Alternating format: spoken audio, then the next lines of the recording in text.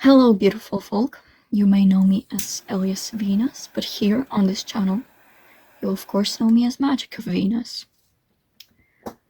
So, if you clicked on this video, you want to know what your next significant relationship will be like, who this person is, how you'll meet, etc., etc. So, while you pick a pile, I'll first introduce you to each. This is the Rose Quartz, pile 1. Pile 2, we've got Tiger's Eye. Pile 3, we've got Red Jasper.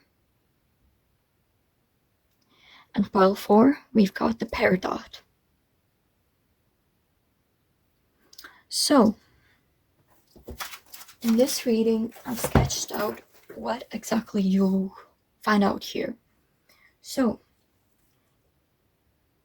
you'll read this person's and your core personality, yours, so you know that that is you and your pile is meant for you. Who this person is meant to be, who you are meant to be, significant astrological placements, possible appearance, then before meeting you, then when they meet you, then when you've gotten together, when you'll meet, or other significant timings like the moon phase, season, zodiac, and other significant things. Do you know them yet? And I'll draw some significant letters and numbers, and then you'll be able to ask 3 yes or no questions, and I'll answer if it's a yes or no regarding this connection, of course. And to finish it, we'll have messages from your higher selves, deities, subconscious, angels, ancestors, etc., whatever you believe in, of course.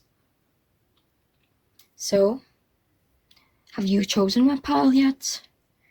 If you can't, maybe I usually choose and pick a pile readings with a pendulum. I ask if this pile is the one, is this, and if none resonate, then maybe this reading isn't meant for you. You know, I appreciate that you clicked on this though. So, may we get started.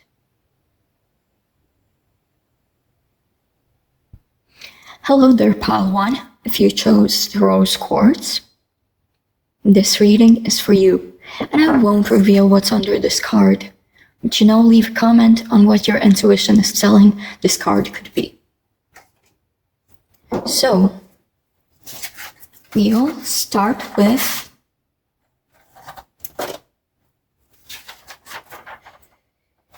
the Witch's Familiar Oracle to question what familiar represents the core of your personality and your person's personality.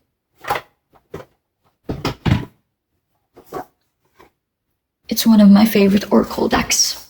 I really recommend it. So,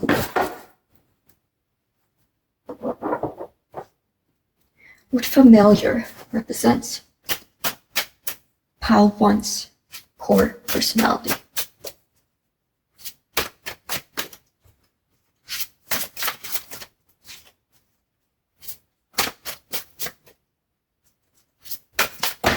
Uh-oh, not that many. Let's try again. We need just one card, please.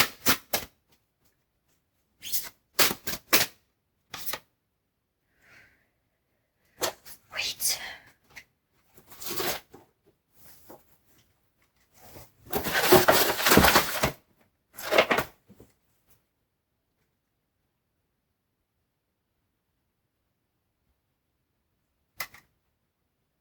Pile 1, you are the elf.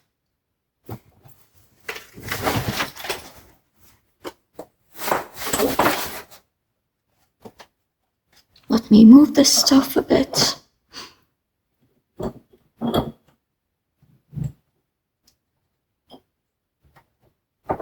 You are the elf. So, and this person is what familiar represents Pal 1's person? Okay. The wolf. So, this is interesting. Okay, so I'll explain later. But now let's see who. And now I'm using the Macabre Tarot to draw who are you. What can be said about you, Pal 1? How would you be characterized by literally anyone? So, about Pal 1. No. How would Pal 1 be characterized? Who is Pal 1? Okay, we've got the first card.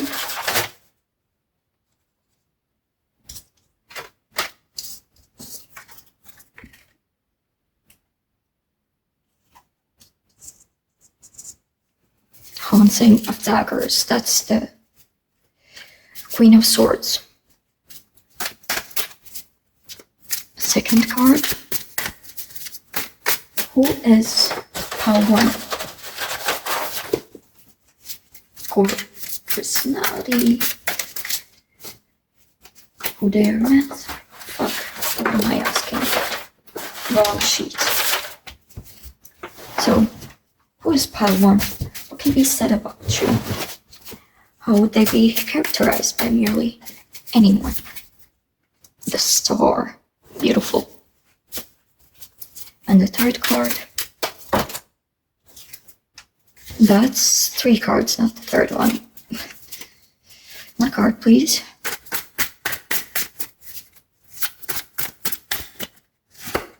The Tower. So I'll move a bit even more, because this spread is a big one. I need space. Okay, you'll have to go. Wolf, you'll have to go under the stool. I'm sorry. That's funny.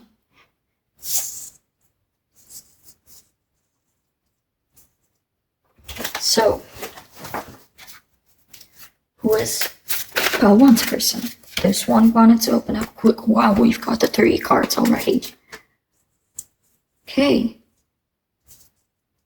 4 of daggers, that's the 4 swords. Swords. 5 of daggers, of course, 5 of swords.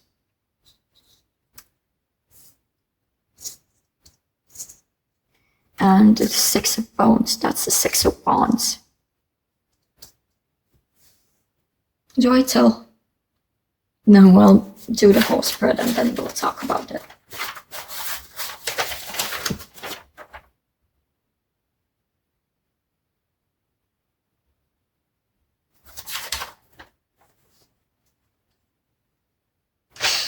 No, I'll talk about you.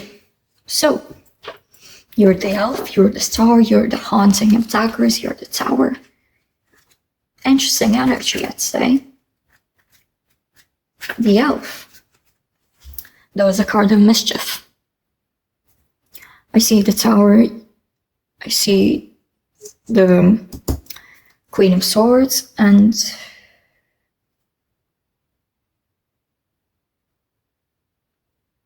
I'd say you're like the jokester of the friend group. You're a very light person.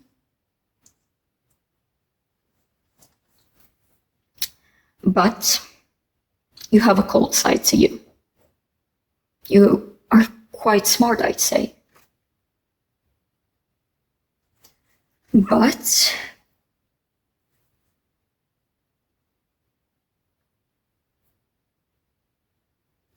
yeah, the core of you is just an elf. Look at it, it looks so evil and mysterious. This The same vibe could be said about the Queen of Swords, but I wouldn't call her evil, and I wouldn't call you evil. I would say you're actually quite a nice person. You're just not easy to open up.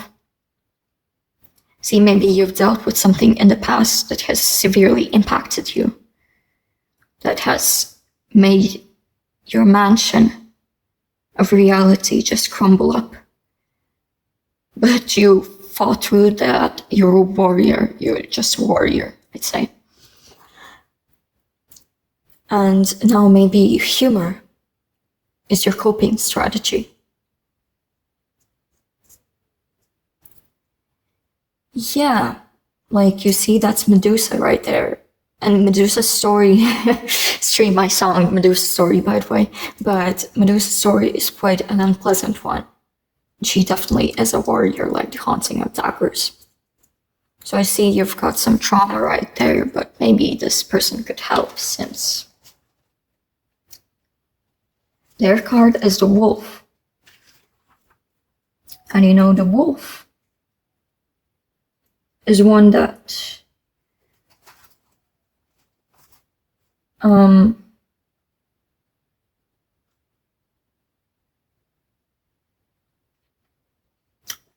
solves their problems through insightful communication. And you know, I think your secrets would be very, very safe with them. They're a person currently, like, not in the best state of mind, I'd say. But you know, they're heading towards victory. They're heading towards happiness. And they will achieve victory at all costs. Like, they're the wolf, they're the fight of daggers. They're a very ambitious person. Once they start a journey, they fight through. And I'd say the same about you. You're a fucking warrior. Even though maybe you don't look like one, I'd say. Maybe you look like the self. Maybe you look like just a goofy person. Perhaps evil person. A cold-hearted one.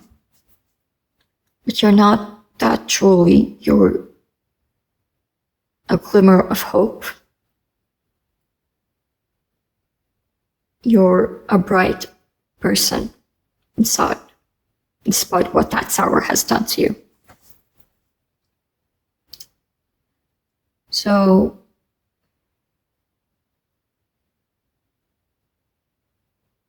they are one that's...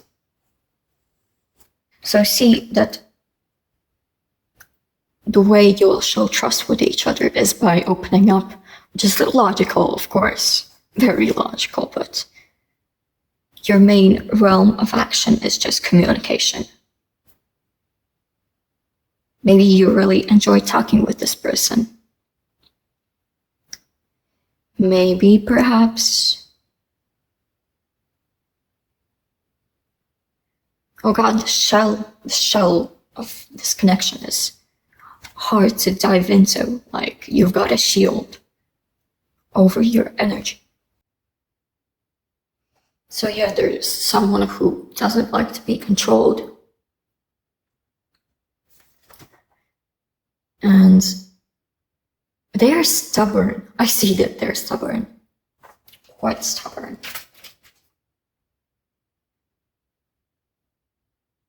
But you're a person who is, I'd say, aloof.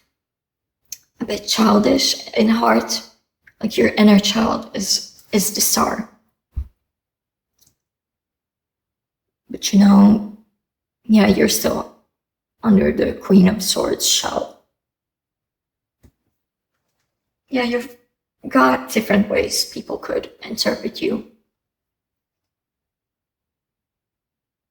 But you definitely have changed people's lives, and I know you will change this person's life, of course. This is a significant relationship, of course. Okay.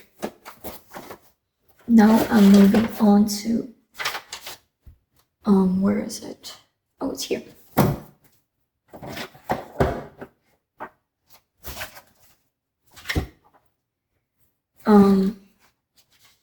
The Witch's Tarot, I believe it's called. So here I will ask about how will this relationship go at first, the dynamic, why would it be so significant, any core motives, moments.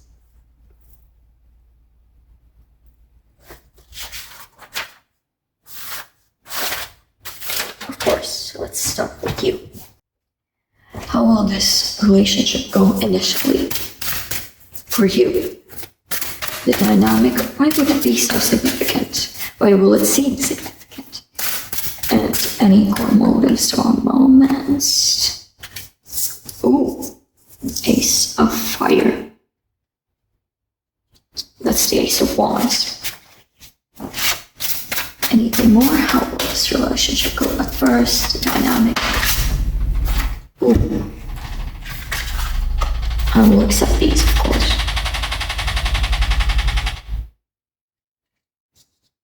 The washing machine just made a strange noise.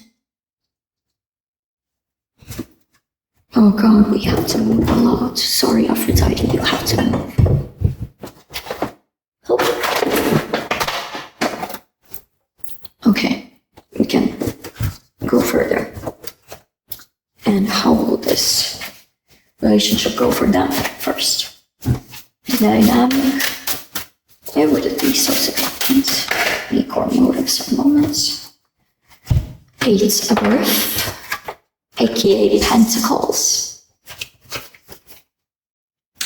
8, Healing, I think that's Strength, and the Rider White Tarot.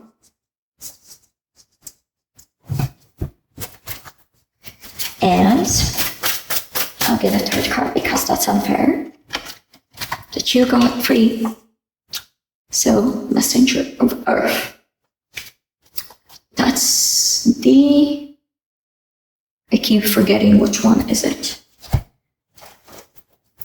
I think that's the Page, but I'm not sure.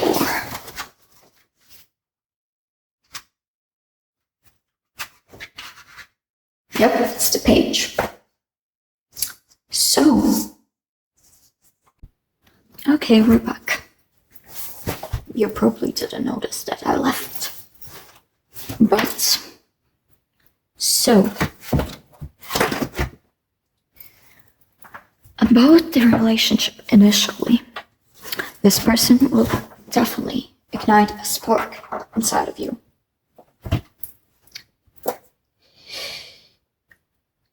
I might say that you fall for them the first moment you meet them. You're like, okay, so I see this message. It might not resonate with everyone, but maybe perhaps you were, let's talk metaphorically. So you're poor, of the lower class, but this person is so significant to you that you'll use your last money that you should have for lunch or for groceries to buy them flowers. Like you're really sacrificial when it comes to them. And you know,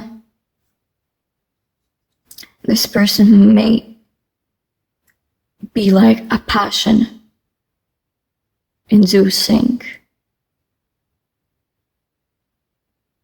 flame. What the hell am I saying? So yeah, this person will ignite a lot of passion within you. You may start new creative projects. And yeah, it's perhaps because of them.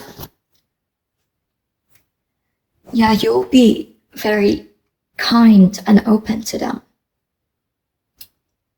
Very honest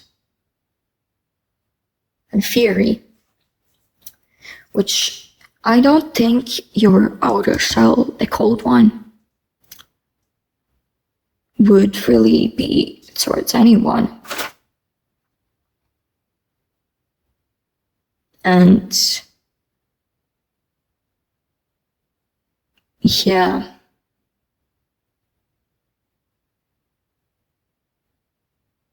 this person will be like a drive to live for you. Maybe you are in such a bad state sometimes that you just feel like not living anymore, but maybe this person will pull you out of it. And you'll be like,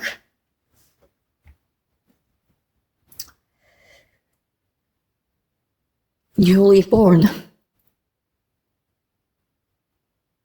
And you'll finally realize that you would have missed so much and that you have been neglecting yourself.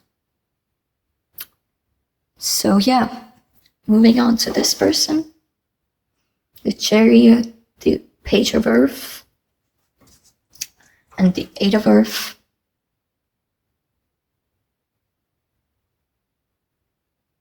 Yeah, in this relationship, there will be a lot of lessons, just like I stated, that you'll be like, you'll learn what it means to live, and they'll learn what it means to be strong and be a helper, and what it means to heal. So they're like a really curious person and very hardworking. They'll be very hardworking to maintain your well-being,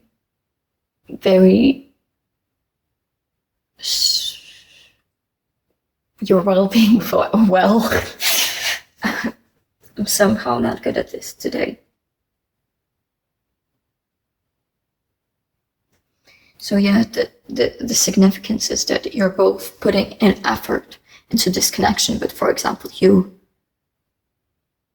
open up to them instantly. And what was I saying? Why was it significant? So yeah, you open up to them instantly. They ignite a flame inside of you, but they'll feel like so eager to be like hardworking and maintain your well-being, like this driven, this passionate with your well-being, your like life, you know. I'm just spitting bullshit today, but don't listen to my mistakes. Anyways, yeah, they're very hardworking. I'd say I see a very strong physique. I don't know why I'm seeing that, but you see the wolf, hardworking, Eight of Earth, like this. Yeah, they might be both. So that's out of the appearance. And so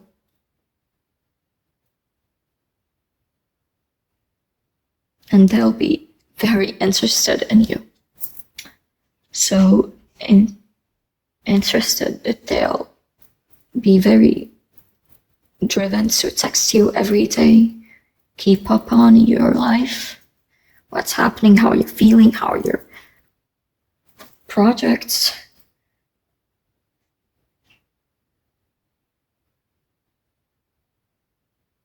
And yeah, it'll be like an opportunity to learn, to love, to live. to take care, to work hard. And yeah, so next we've got the rose of, oops. So yeah, next question is, what connects your souls on a spiritual level? Of course, how can it not be? Since it connects your souls. Okay, what is the divine connection like? What connects your souls? The crowning. Initiation. Threshold. Birth.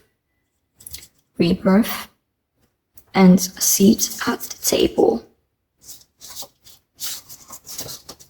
So yeah, this person really teaches you how to live in a positive way, of course. They are not like this big mentor, but they help you go through the lessons of what it means to live fulfillingly. And thing is, what connects you already is trust. You trust in this person, of course, already. And you'll trust them once you meet them. I don't know if you've met them, but you've known each other for many lives, if you believe in reincarnation. And so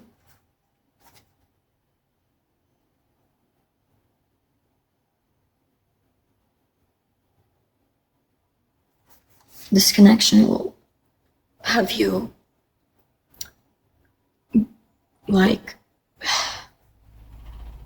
build a lot of courage, build a lot of faith. You have to trust the universe, but also this person for it to go well. Like, so I'd say you'll have to surrender to be able to claim your power back in this connection. And that's like beautiful. You'll have to just be for it to flow. And so what connects your souls is that you're both in need of like a new rebirth, of change. And so having to hear their experience, you realize, well, maybe that is what I needed to do then. And then you'll move on with their experience and will apply it to yours.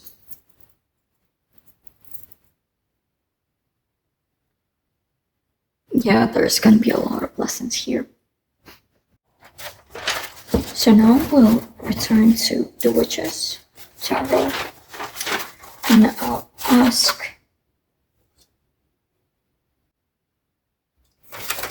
so what will this connection teach you?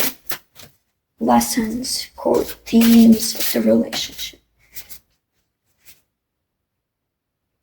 So lessons, core themes, paths together. What will it teach you? Okay. 3 of Fire. I'll say it shortly. It will teach you how to work with others. It will teach you teamwork on how to improve yourself with the help of others, and how to improve others with the help of yourself. It will finally allow you to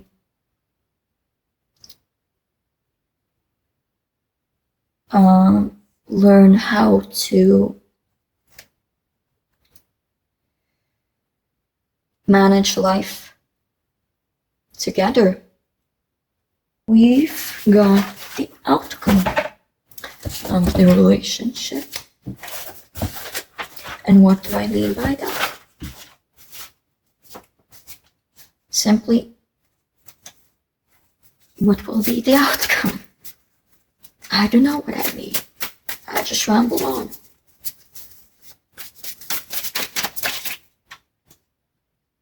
The moon. So yeah, of course, the outcome will be trust. And your intuitions will be on point.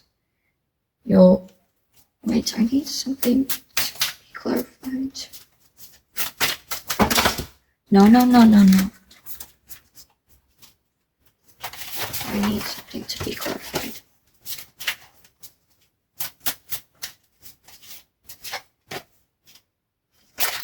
Yeah, the outcome is you'll be on the right path.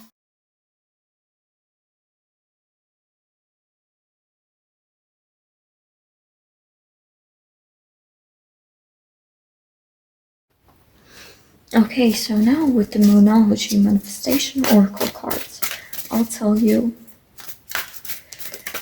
significant timings like moon phases, seasons, like when you're meeting, or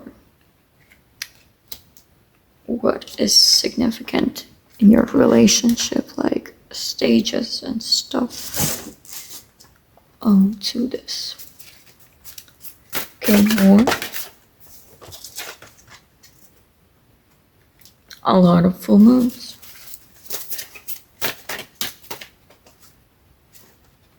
Full moon with Libra. And last one. Finally, something else.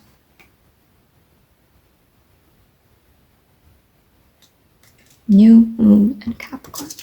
So we've got full moon in Taurus, full moon in Aries, full moon in Libra, new moon in Capricorn. Maybe these zodiacs are somewhat significant since, I did some studying of the cards that are like here. And, you may have one of these signs in your chart. Doesn't mean you have to have, or this is not your pile, but you may have. So there is a lot of air energy, which is not a surprise. We've got the Queen of Swords here. That's all, but the Queen of Swords, that's just full on air. So yeah, maybe you have Uranus and Aquarius. But Libra, Gemini, Aquarius are definitely like prominent in your chart. Any of those. Something with Mars. Something with Mars. See? Maybe Mars in an air sign. Or perhaps in a fire sign. And your Venus may be in Gemini or Taurus. So yeah, if your Uranus is in Aquarius, you must be born between like 1995 to 2003. But you don't have to be. Maybe just Aquarius is a very prominent placement in your chart. But now to the interesting stuff, your person's chart. So they may have Jupiter in Libra, or maybe Libra is just prominent in their chart. Their Uranus also is in air, maybe Aquarius. So they may be your age, probably your age, I'm guessing. And you know what? This might may be a wild take, but they may be a Virgo sun. Just don't see just any Virgo and assume they're yours. Just don't. Something in Cancer, and definitely Earth is prominent in their chart, especially because, you know, boop, boop, boop. Wolves are kind of airy, earthy, but also air is prominent too. So about these dates, so the upcoming time when these happen, so we've got October 17th, November 16th, December 1st, and December 31st. Those might be significant, but I'm not saying you're meeting them then already, or maybe you have met them. Doesn't mean you get together then. It's just these dates may be significant, but maybe future dates with these are significant, since, you know, it maybe even won't be this year, maybe it even happened this year or last year, you know. So yeah, next we'll talk about significant numbers. 1, 7, or 6, 5, 18, 3, 16, 6, 5, 8, 8 or 7, and the star 17 and 4. Those may be significant, but let me tell you about the letters. So here you may maybe see this, which is holding my phone. Yeah, we got Scrabble letters. Oh, these already want to pop out. Bonus reveal.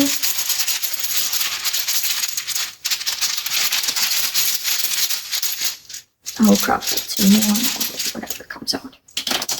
So these are in Latvian, so yeah, expect these. Oh, a lot of these.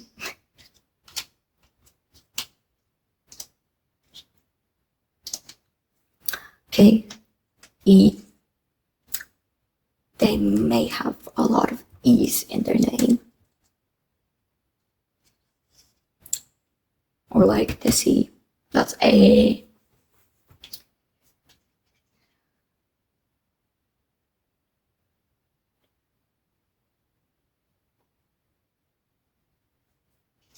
Maybe you really like their nose, since dagon. I don't have S, but you know, that is almost dagons. That means nose. Maybe they have a prominent nose. They may have H in their name, a G, an E, a D, a U, an N, a T. In their last name too. Maybe favorite word of theirs and shit.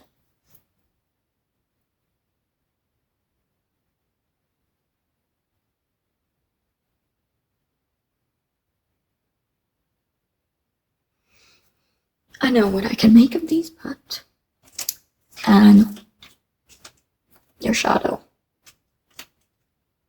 They can approach your shadow easily. Again, they have nice genes.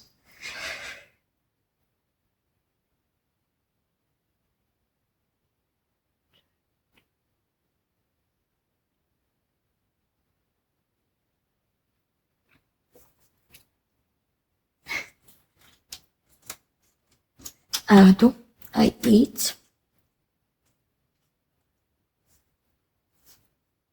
Maybe they always comment on like your looks. They like, you ate this one. Or maybe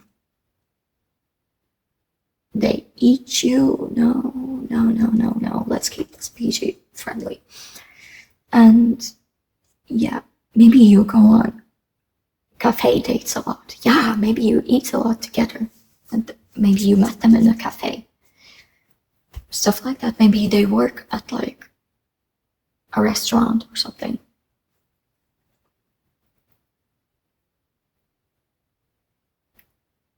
Why is it everything is in Latvian that I pull out of these? Oh. A nut.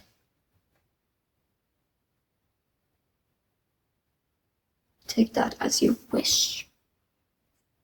Hut. They invite you to your hut. They may work at Pizza Hut.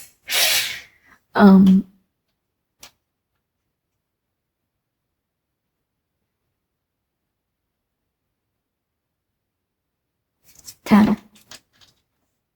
Something with 10. Nut.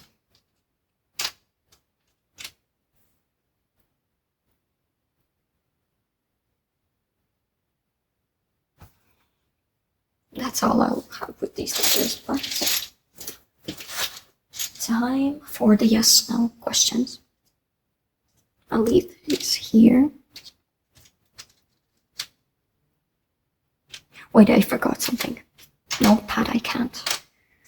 That I can't forget.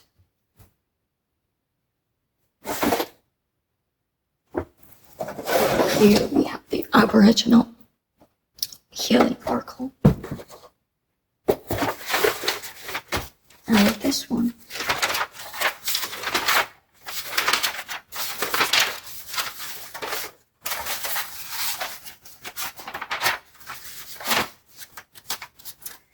we'll see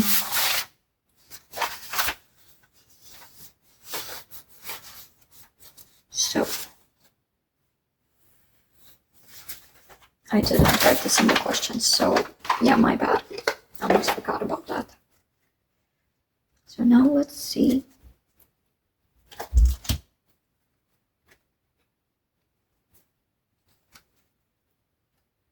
Wait, let me organize the cards. Now let's see.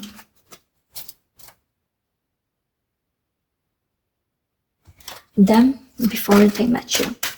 What did they start as about you? And this energy talks about them right now. So maybe you will find out if you know them. Old man weed, clear sight. And then we'll have them when they meet you. Bogang marked safety.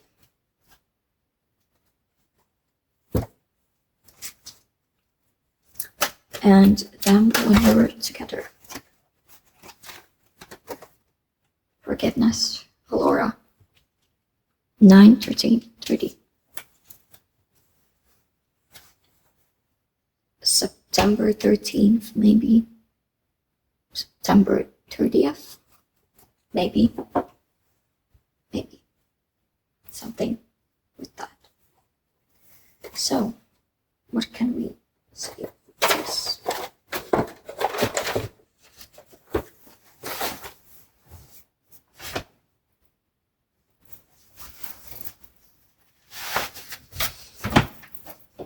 My legs hurt from sitting. I need to move. Okay.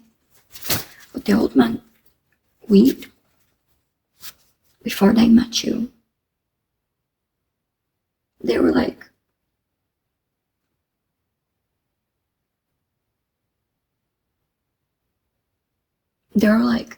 you know, what can I say about that? So before they meet you, before they met you, they are quite the person who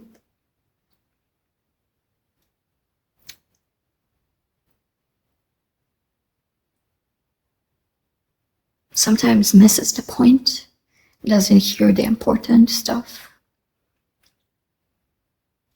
and they just focus on details instead of seeing the big picture.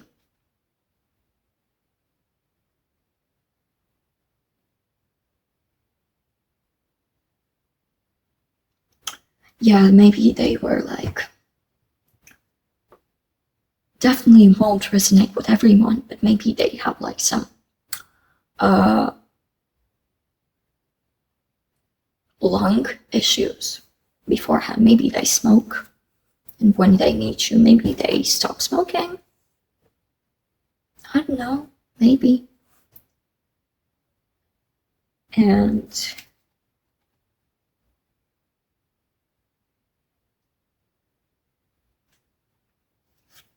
yeah, they were like in survival mode, the wolf. And victory at all cost was their main goal, no matter what was it. So, yeah. When they meet you, though, they're the welcome moth.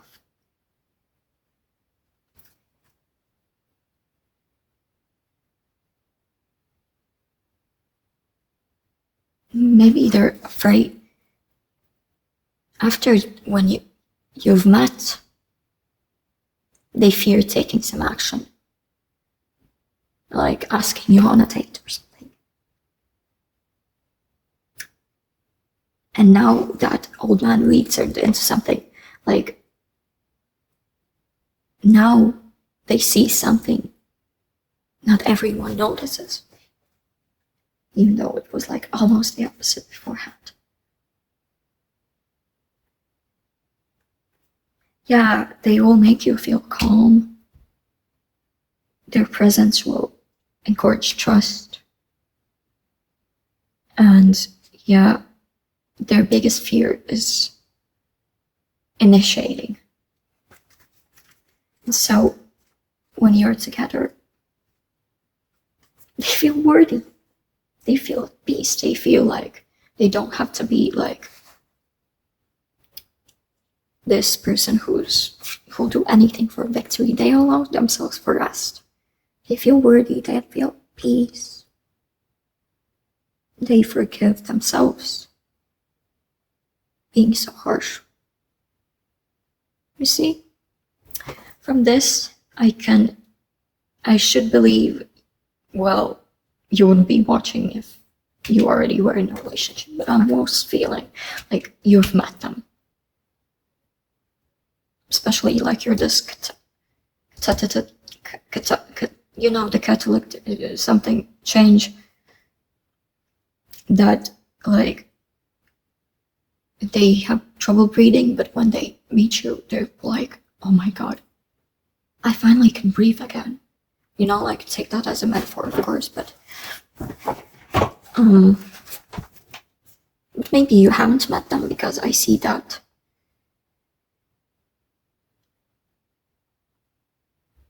Fuck. No, you've probably met them, I believe. But there is a chance you have, though. But that's like less common, I believe, in this pile. So now we're gonna ask. No, you're gonna ask me some questions.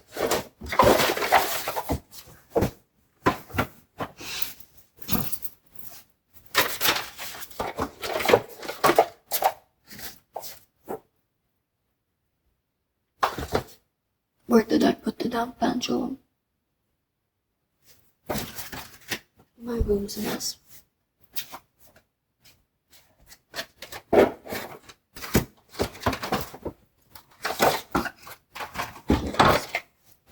So, think up pause to think of 3 questions. The order is very important. Think up some 3 questions, place them in intuitive order. So, you ready? Question 1. Wait, I'll show you first. So basically, my pendulum says, okay, show me your no.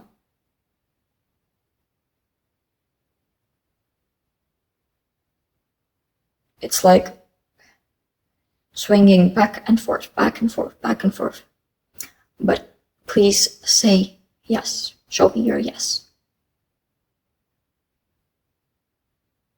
It swings left, right, left and right, left and right, left and right. So, yeah. Question 1. Is it a yes or a no?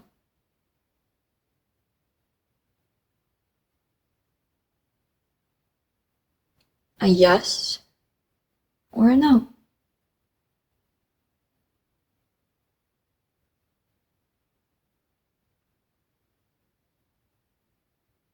No.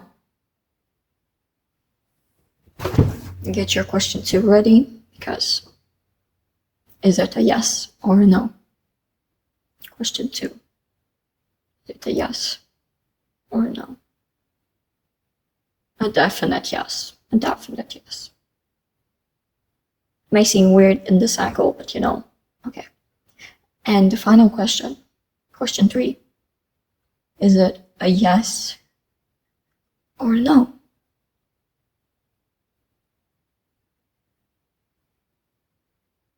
Yes.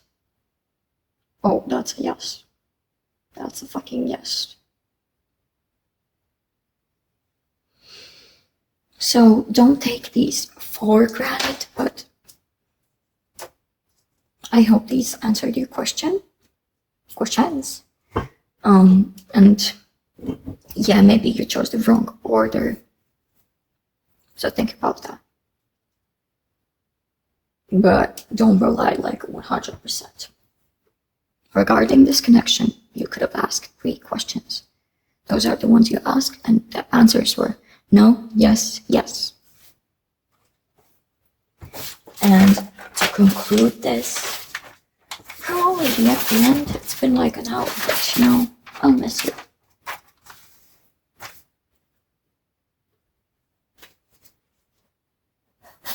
So now, from the divine, advice and messages from the divine with Rose Oracle. Oh, this one's not supposed to be here.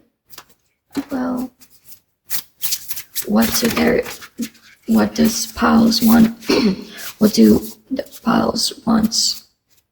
Deities, gods, goddesses, divine self, higher self, intuition, subconscious, whatever they believe in. What does the divine want them to hear? What's the advice? What's the advice from the divine? Second bloom. A second chance. New possibilities. It's never too late. Maybe you've been with this person already. And once you get together, you'll forget them or they'll forgive you. But that's only for a part of you. You know, second bloom. You're given a second chance. And what else can I say about that?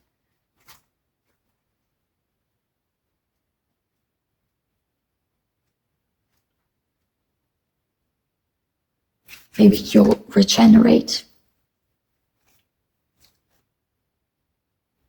And so the advice is just surrender. Let life guide you. And maybe you felt unworthy. But life is giving you a chance. You'll have this person. It's never too late. It's never too late. Maybe you You need to change yourself completely to be ready for a relationship.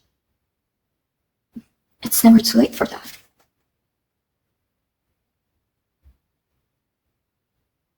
So, more advice and messages from the divine. The bud, potential, promise, it's about to happen. Keep going. See, it's never too late. Just keep going.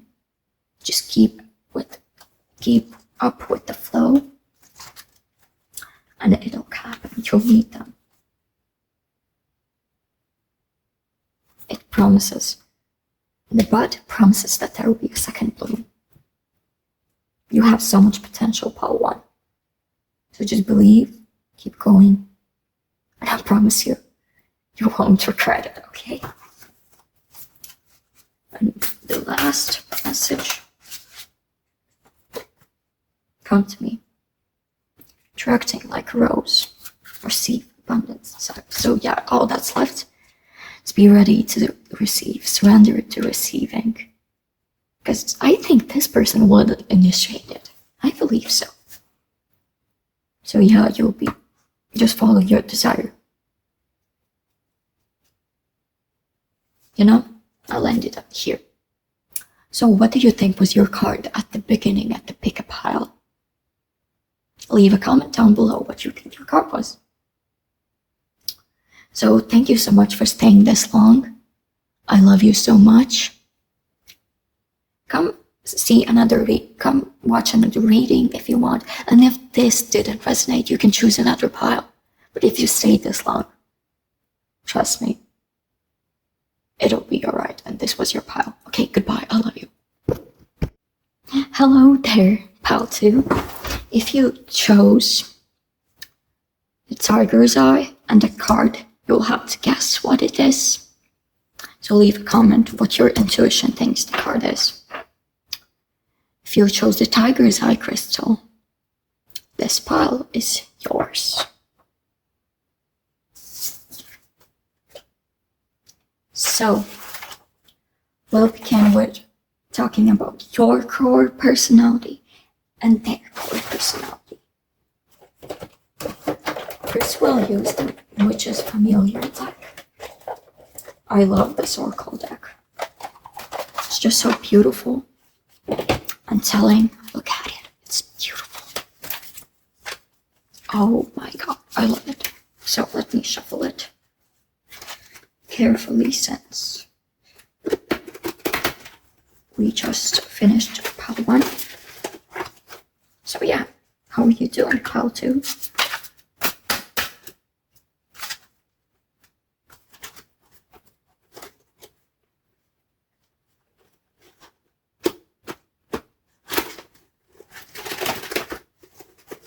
So, what is pile 2's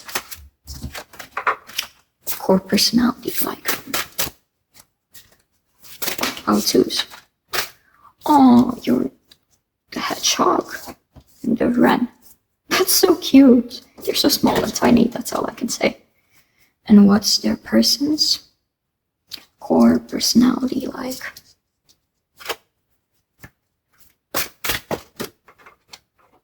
Magpie addiction. Oh, let's get another card for them because you can't get 2 and they get 1. Now let's make this fair. Fly disease. Oh god, what is this? I'll get some tarot cards to explain this for me because I'm not ready to explain why they're addicted to this hedgehog. But I would understand why, since I love hedgehogs and wrens. So cute. They're so cute. Disguise dis-ease. Do you listen to some deep beat? Or what? Why am I still shuffling? Okay. So now I'll ask.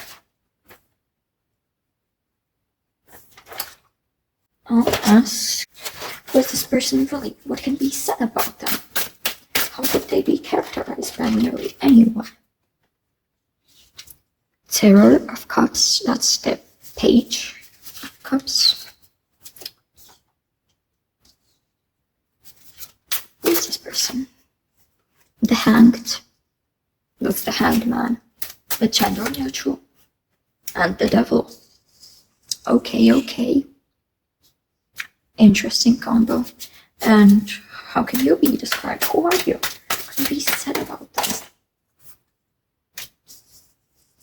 Knight of Wands, the Moon, and the Knight of Wands. Wow.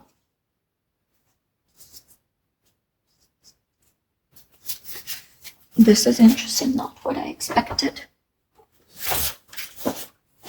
But you know, I see the prominent color to be brown. You know why? Because you're the hedgehog and the wren. You chose the tiger's eye. Like, there is some earthy energy around you, okay? Earth. Do you like the earth? You must, because I do. You're a person. That I can tell. I'm silly. So, you're a person who...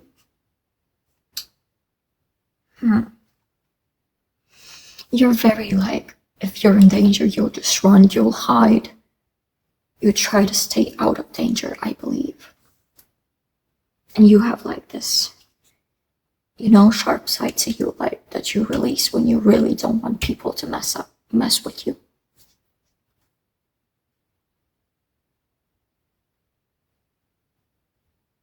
And you know, you try to stay out of trauma.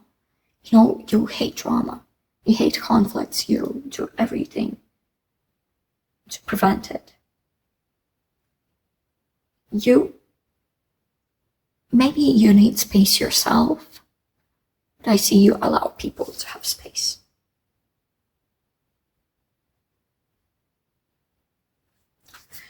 And you also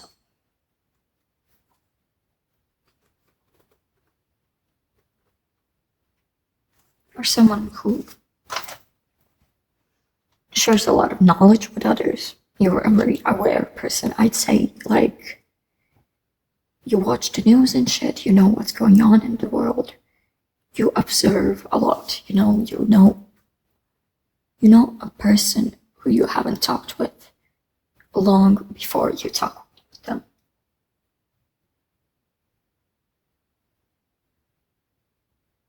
You're quite social, I'd say. And with the moon, I'd say you're a nocturnal person. You relate with the moon. You stay up late, which I relate to that. Maybe this is even me. But you know, you're a very passionate person. And really ambitious and resilient. Yeah, this definitely could be me. Oh, fuck. So, you're like... Everyone sees that you're like very ambitious. That you keep fighting despite the challenges. And like, you might be very attractive and don't even know that. Like, you're alluring, you know, all about you, but let's talk about your person. I think if you resonate with this, you're very like intrigued on who this person is. Like, why is the devil here? Why is addiction? Why is disease? And I'll tell you that.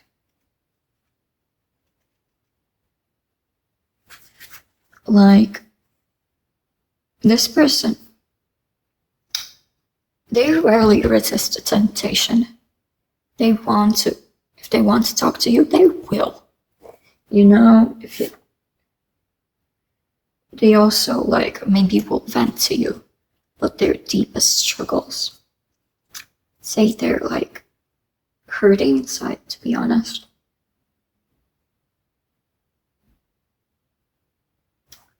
But you know,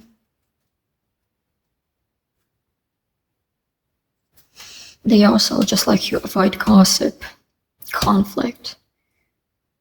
So they like maybe ask you for tips to maybe not make them seem like this awful person. Maybe like when they talk to you, you're one of the only people who understand them.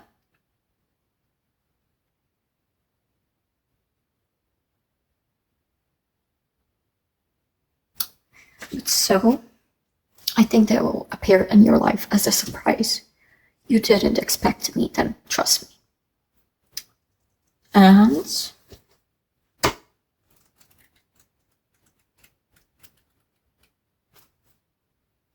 yeah, there's a lot about addiction.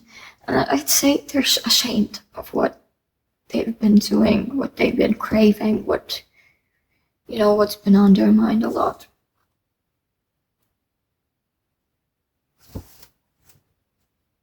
And like, maybe this wasn't even their choice. Maybe they just were pushed into this because of something really traumatic that happened to them. Like, I feel so bad for this person. Maybe I know them. Maybe.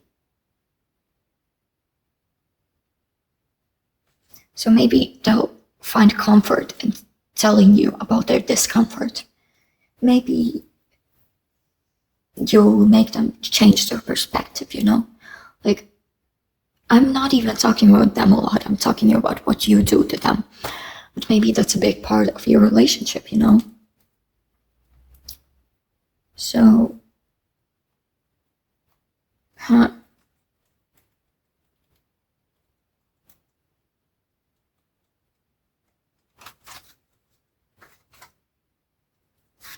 they seem to daydream a lot.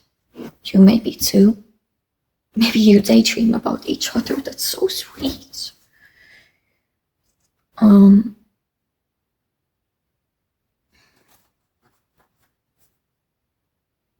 Yeah, I see that they're unwell. Like, that's their journey here is to heal for now. To heal. And maybe you're like this knight that comes to them, helps them deal with their struggles, helps them find comfort in life. And then they fall in love with you. What a lovely love story, Okay, let's move on. Let's now take a look at what connects both of your souls. What connects your souls? What makes this connection so special?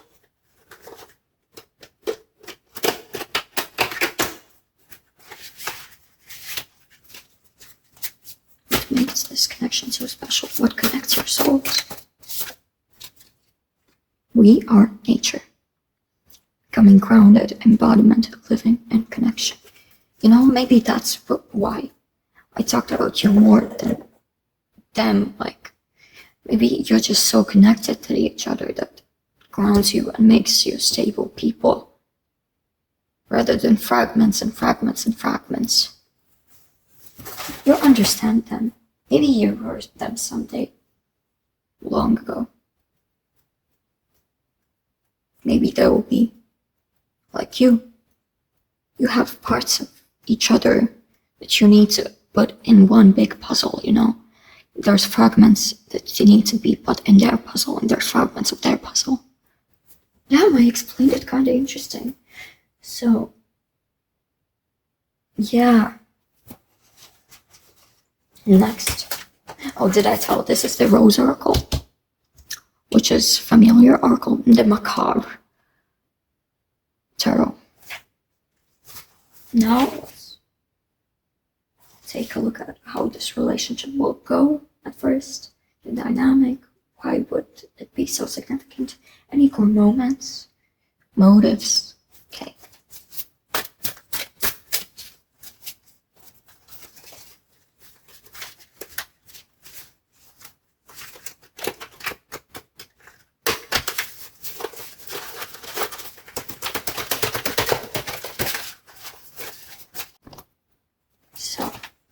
How will this relationship go at first. Dynamics. What would be so significant initially? Any core motives, moments? For you, it's initiation, just like the magician, and Rider White. Offering. What was that? It's like the Hermit, I think. And one more at this side. The Moon, which is interesting because that's the Empress in this deck. Oh, and we have Wolves, the previous pile. So interesting. For them, it's Ancestor. We really had this. We had the Ancestor. Literally, no, last pile. Or how will this relationship go at first? Dynamic. Why would it be so any core motives or moments? To a fire. Beautiful. And last card here. Ace of Fire. Why is it so similar to the last pile? Maybe there's some connection here. Maybe it's one of you watching. Who? Maybe you're both watching.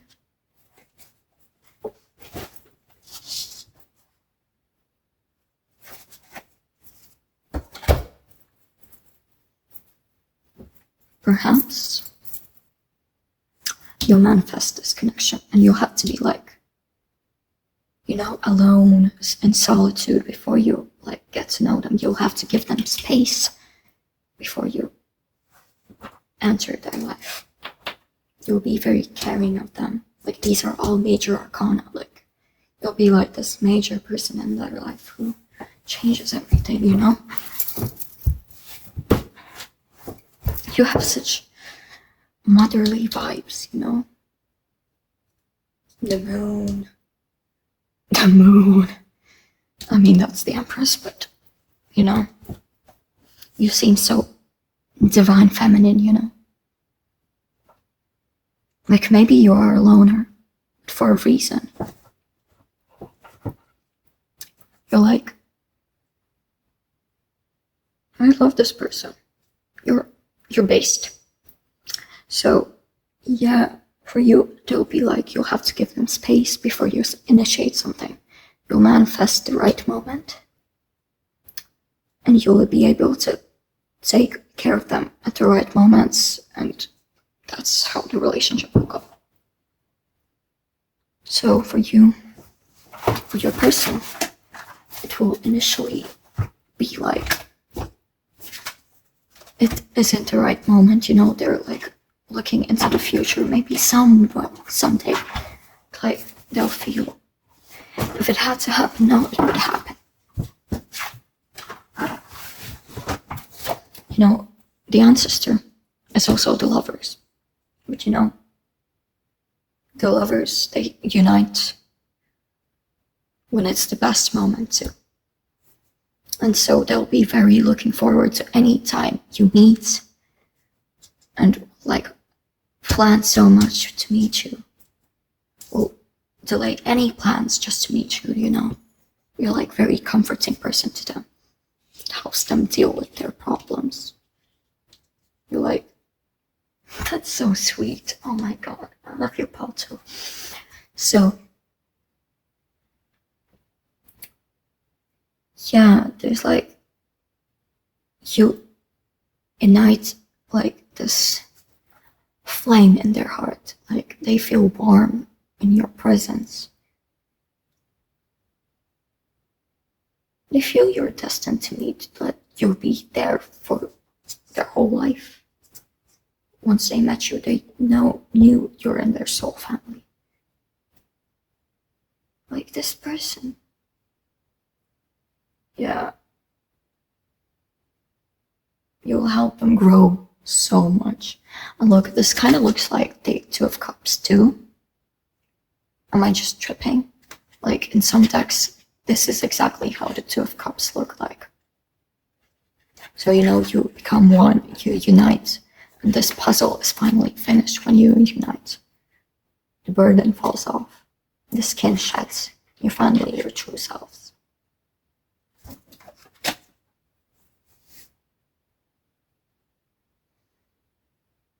And so, what will this connection teach you?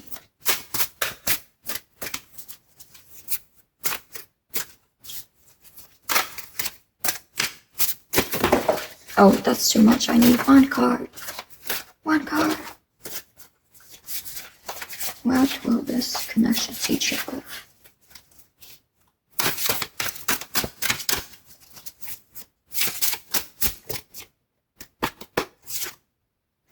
Goddess of air.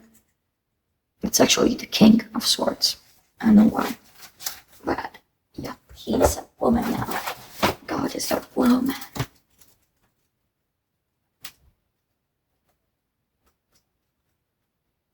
Let's see what this deck interprets it as. It will teach you literally interconnectedness. That you're not you without the people that surround you. You are the people that surround you. Like you chose them because you resonated with them. You know, you'll teach them and they'll teach you to release the past, release burdens, and just be in the present.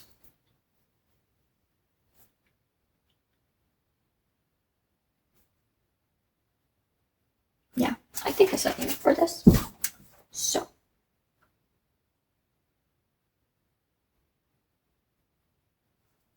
and the outcome of this relationship. We're moving so fast. It didn't move as fast in pile one. Like it was such slow energy, but now I'm just connecting so smoothly to you, as if like you're me. Maybe you're me, but outcome is Knight of Pentacles. So yeah, you'll move steady, you'll move slow, but with every step, every big step, every small step you take, it leads to progress. The outcome is just progress. You'll grow together. Like, you'll learn to be patient. No, a big thing in this connections I sense is patience. So, yeah.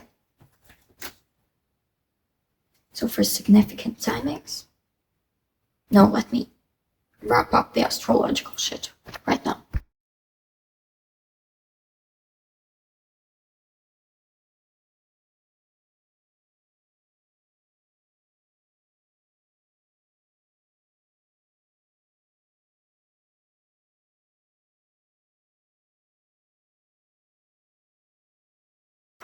Perhaps you're watching in further future, but the dates, they're quite far away, in 2025 at least. February 21st, March 29th, May 12th, and January 29th. Take that as you wish. Maybe that already happened. Maybe the dates are significant. Maybe you're definitely watching a few months in the future that it's going to be like, oh, January is about to happen, you know. But okay, let's move on.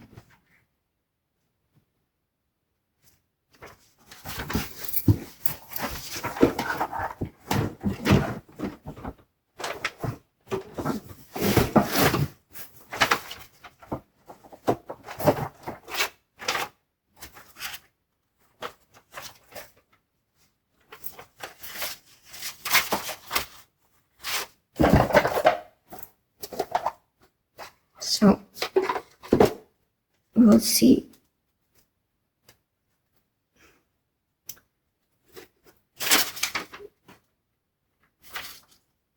Them before meeting you, them when they meet you, and them when you are together. So, them before they meet you. So if you've already met, perhaps this one's already happened. T3, energy. Damn, that all rhymes. And then when they've met you, but you aren't together yet. Emu, curiosity.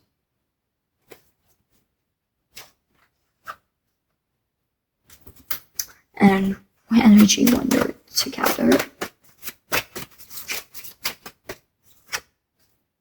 Allura, forgiveness. So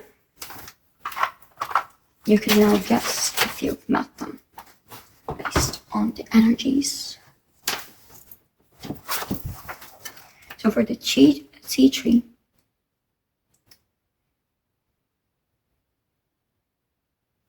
yeah. Before they met you, they were like running empty, they were out of energy, they were out of comfort.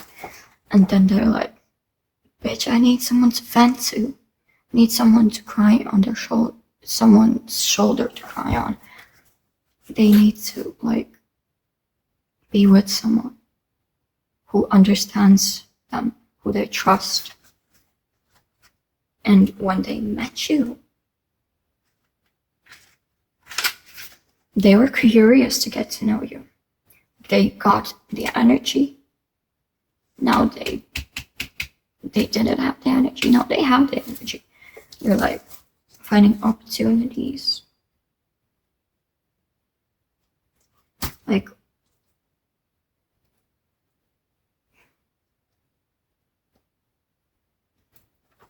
maybe before you date, like they're so bored with life, they're tired of not having anyone to like have fun with, date with.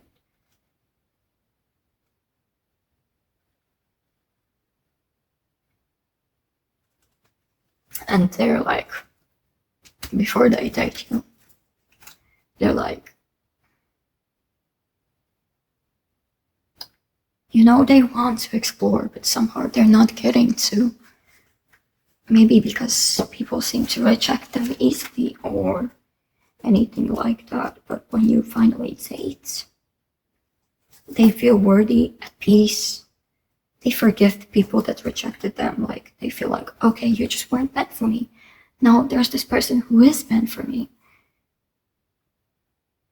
And now when they date you finally, they're like this generous person. They're not like dependent on stuff. They're independent. Like being with you, depending on you, made them more independent, you know. Yeah.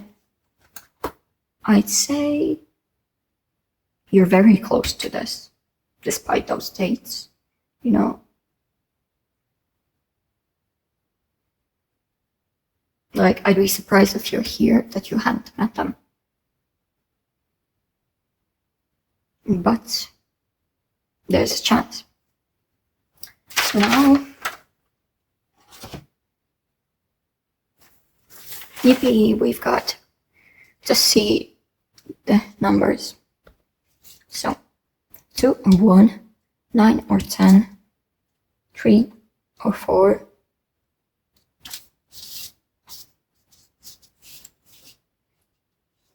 18, 9, so yeah, 9,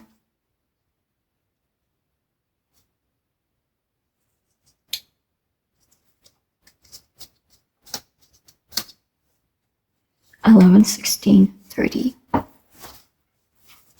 1, 2, 6 or 7, depending on the deck. And for numbers, yeah, that's all for the numbers. Wait, 15, wait no, 15, yeah, this one's 12.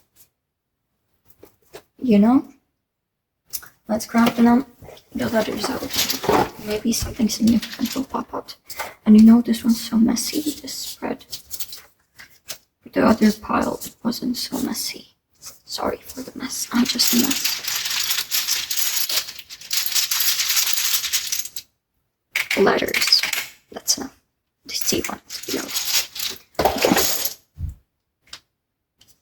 K, Z, T, A, E, E, M, U. It's like the Latvian alphabet, by the way. So, yeah, walk. That means flee, like flee away. Maybe they're like trying to flee away with you, that they're getting to trust you way more than they expected. Kulka, maybe they have some cake. Stop, Elias. Yeah, maybe you'll eat cake together someday. Maybe go in a restaurant and have a cake. That's cute.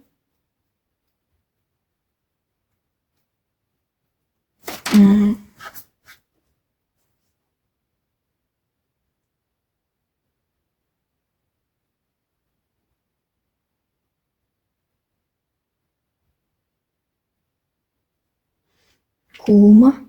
Sorry for the Latvian words. That's like in Latvian mythology. Like, you know, it's similar to baptizing, like the people who are like your godparents, like they're called kulma and kulmas in Latvian mythology. So yeah. What else?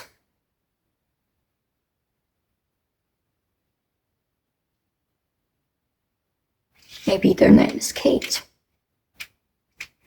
Or Kate. Whatever language you speak. Teka. No, that's not a word.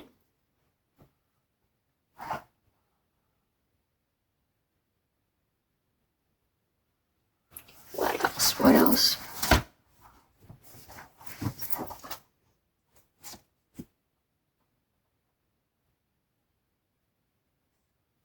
Make.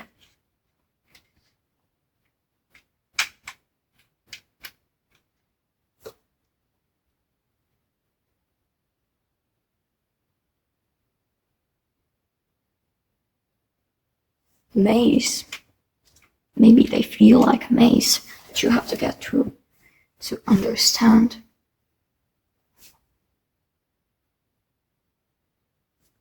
Musa. It's like not really muse. Maybe you're their muse or they're your muse. Like that's adorable.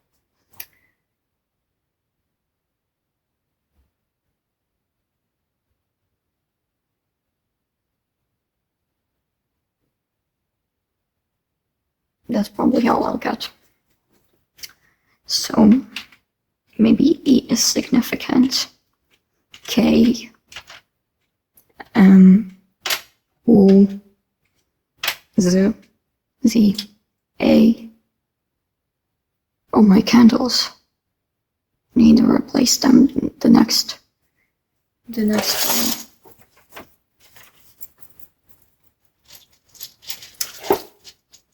And so now you have to think of 3 questions. Yes, exactly 3 that I can answer with yes or no regarding this connection with your person. And where is my pendulum, I may ask? My legs.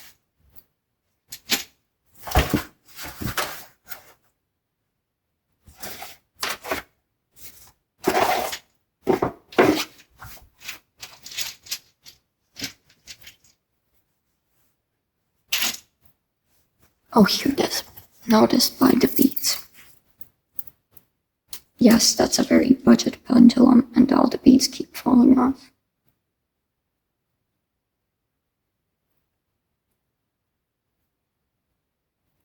I love it though. Outside he loves it too.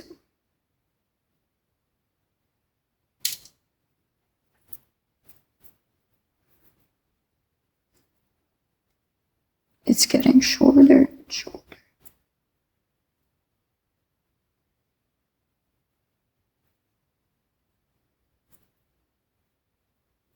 So have you thought of your questions?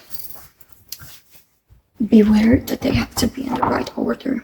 Like, maybe make them in some order you'd think is the best. Like, rely on your intuition, really. So, question 1. Yes or no?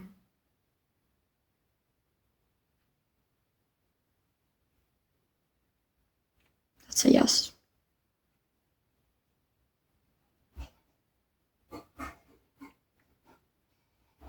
Question 2. Yes or no?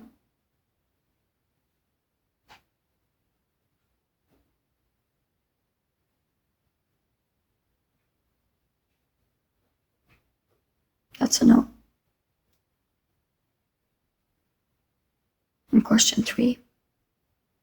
Yes or no?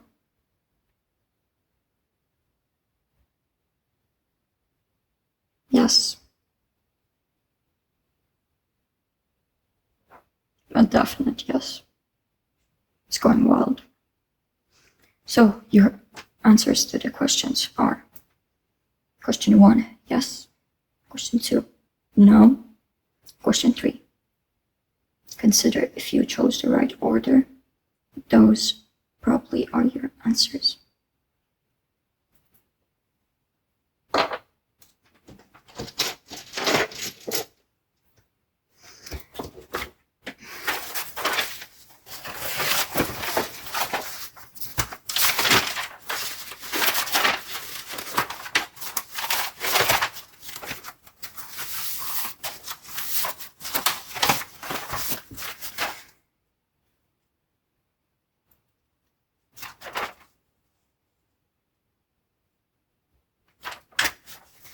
So now we'll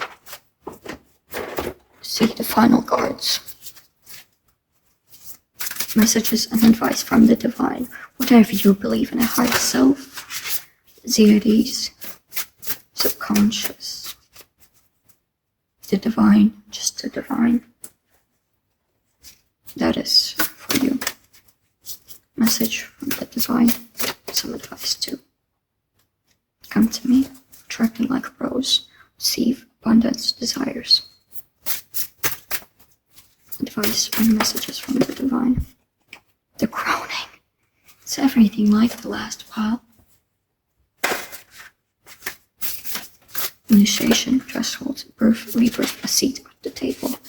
And last we've got the grandmothers. Remember your roots. Perspective, trust the weavings. So, the message is, just be patient. Surrender to faith. Like trust your faith.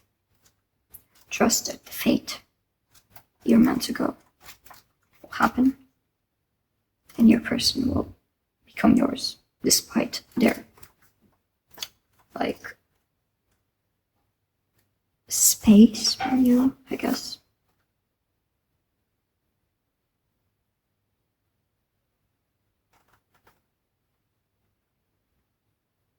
And like to go forward, you have to reach back. Maybe you have to like be a stranger with them, for them to finally realize how much they love you. And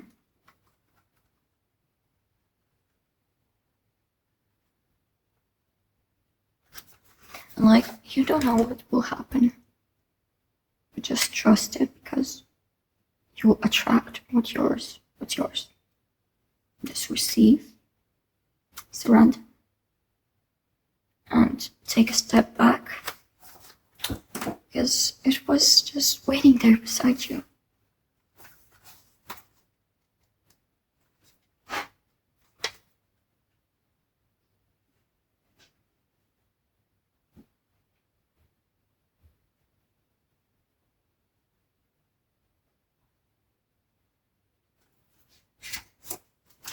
like imagine you're pollen and you rely on bees to fertilize you. You have to trust that the bees will come to fertilize other plants. No, you're not the one to take action. They have to grow. You take a step back.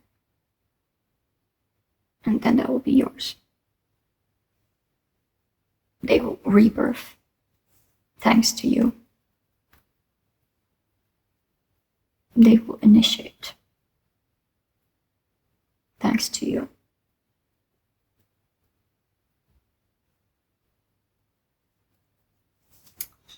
And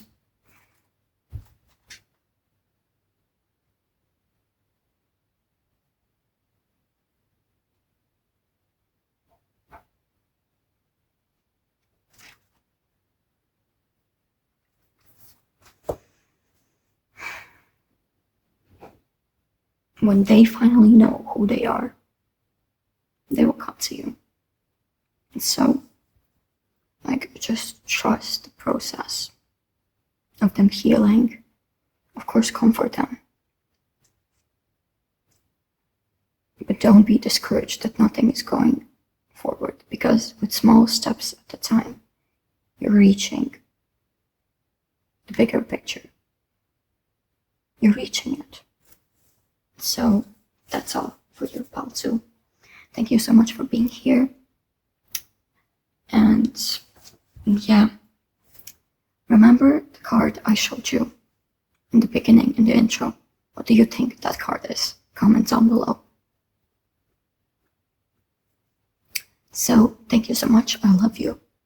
Stay safe, stay motivated, and just let the universe guide you. Okay, bye. Bye, too.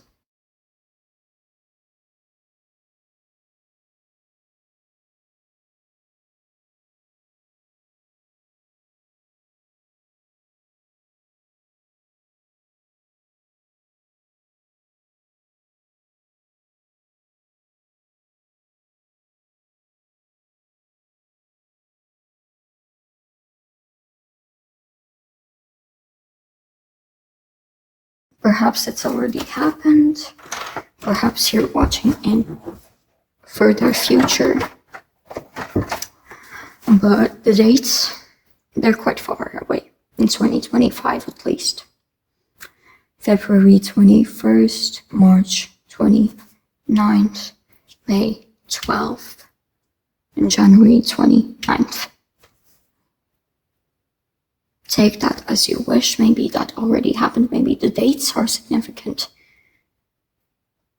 Maybe you're definitely watching a few months in the future that it's going to be like, oh, January's about to happen, you know. But okay, let's move on. So, we'll see.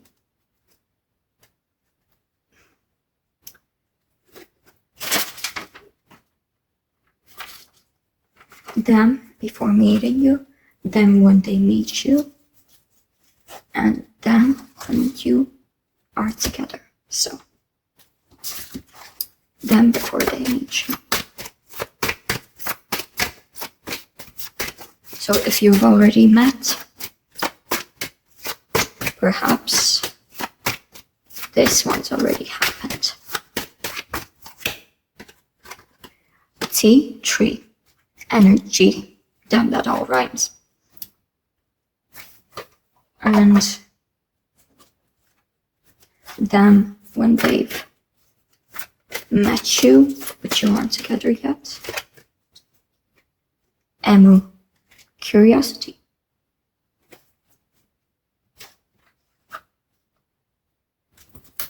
And energy when you're together. Allura, forgiveness. So, you can now guess if you've met them based on the energies. So for the T3, before they met you, They were like running empty, they were out of energy, they were out of comfort. And then they're like, bitch, I need someone to vent to. I need someone to cry on their shoulder, someone's shoulder to cry on. They need to like be with someone who understands them, who they trust.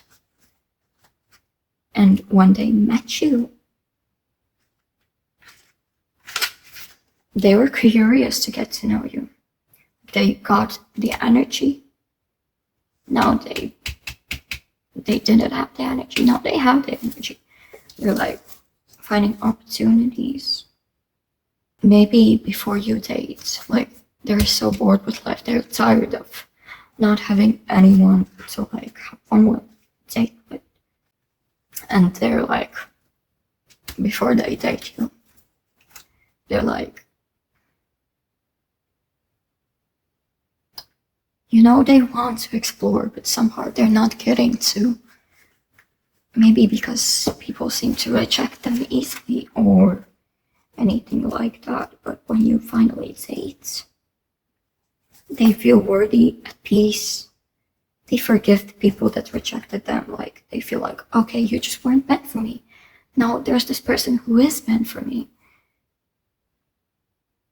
And now when they date you finally, they're like this generous person. They're not like dependent on stuff.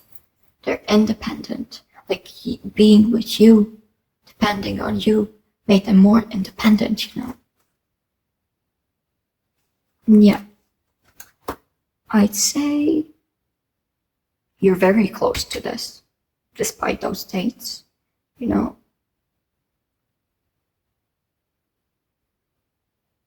Like, I'd be surprised if you're here that you hadn't met them.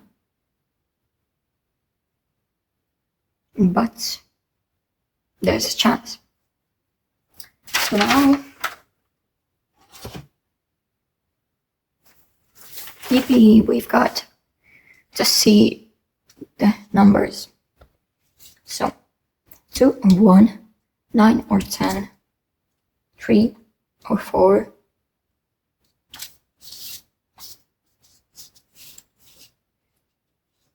18, 9, so yeah, 9,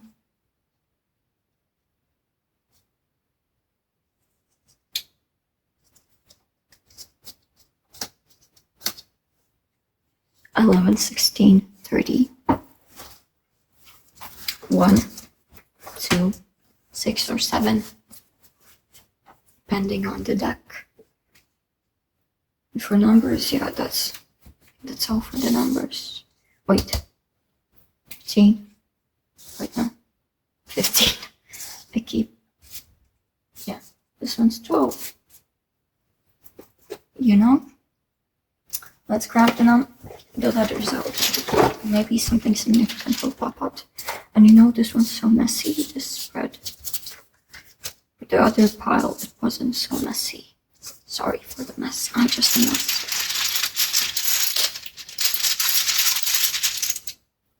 Letters. Let's see one. K, C, T, A, E, E, M, U. It's like the Latvian alphabet, by the way. So, yeah, Mulk. That means flee, like flee away. Maybe they're like trying to flee away with you, that they're getting to trust you way more than they expected. Kulka, maybe they have some cake. Stop, Elias. Yeah, maybe you'll eat cake together someday. Maybe go in a restaurant and have a cake. That's cute.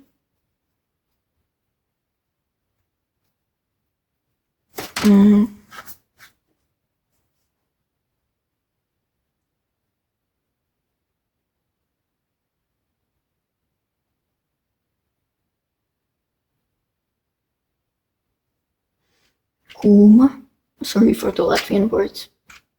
That's like in Latvian mythology. Like, you know, it's similar to baptizing, like the people who are like your godparents, like they're called kulma and kulmas in Latvian mythology. So yeah. What else?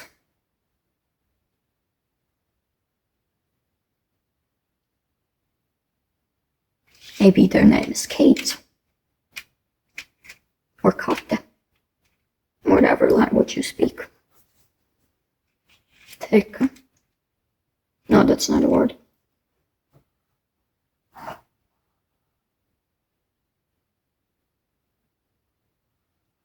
What else? What else?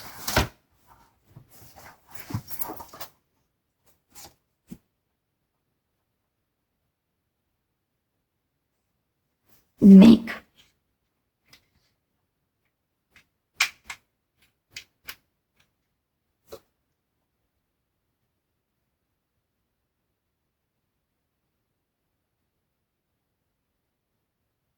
Maze. Maybe they feel like a maze that you have to get through to understand.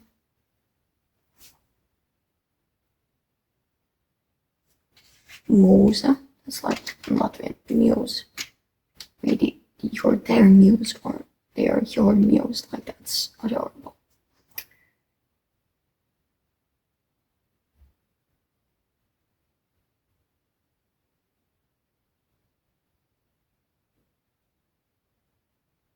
That's probably all I'll get. So maybe E is significant. K.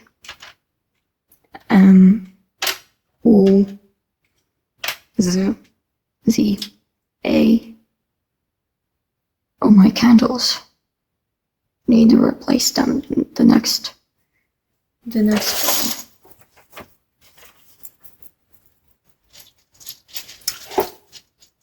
And so now you have to think of 3 questions.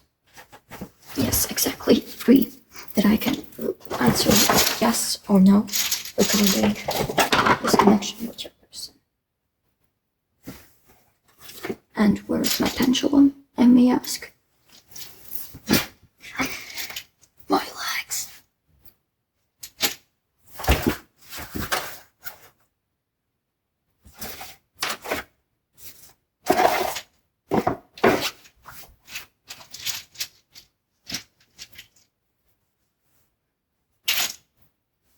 Oh, here it is.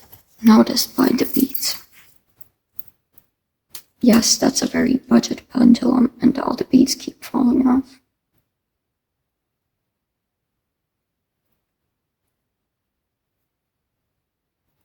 I love it though. Outside he loves it too.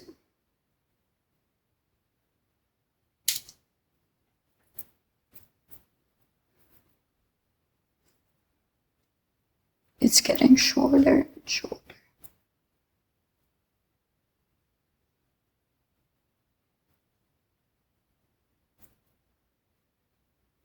So have you thought of your questions?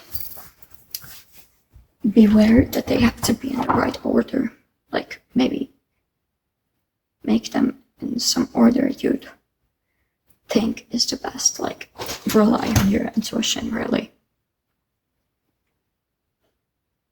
So, question 1. Yes or no?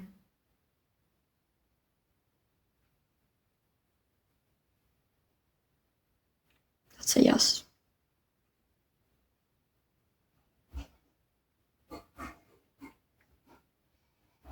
Question 2. Yes or no?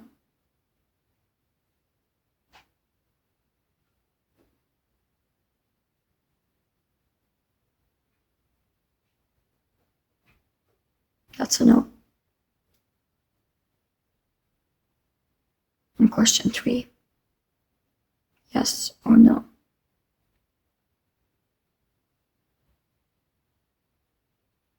Yes. A definite yes. It's going wild. So your answers to the questions are: question 1, yes. Question 2, no. Question 3, consider if you chose the right order. Those probably are your answers.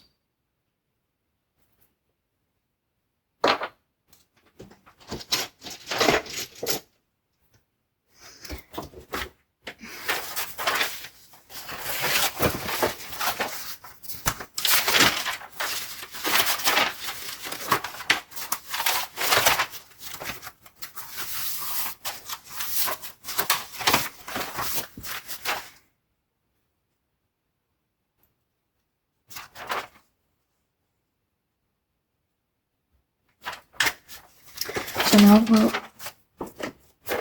see the final cards. Messages and advice from the divine. Whatever you believe in a higher self, deities, subconscious, the divine, just the divine. That is for you. Message from the divine. Some advice too. Come to me, attracting like a rose, receive abundance, desires. Advice and messages from the divine. The crowning. It's everything like the last pile. Initiation, threshold, birth, rebirth, a seat at the table. And last we've got the grandmothers. Remember your roots. Perspective, trust the weavings. So, the message is just be patient. Surrender to faith. Like trust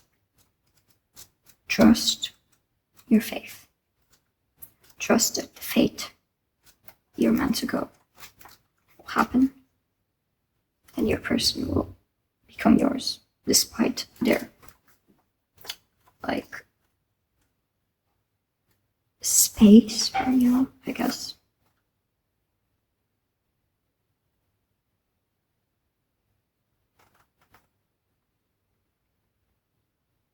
And like to go forward, you have to reach back. Maybe you have to like be a stranger with them, for them to finally realize how much they love you. And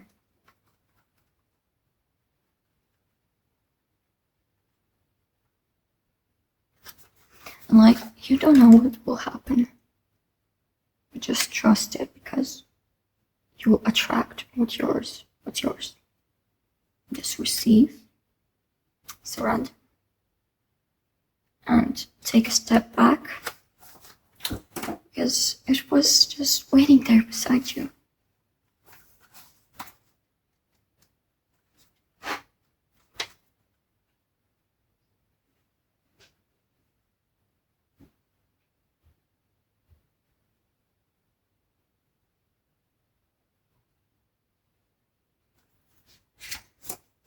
Like, imagine you're pollen and you rely on bees to fertilize you. You have to trust that the bees will come to fertilize other plants. No, you're not the one to take action. They have to grow. You take a step back, and then that will be yours.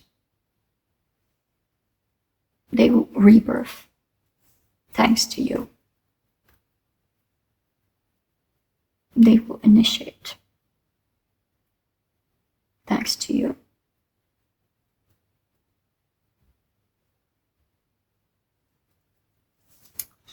And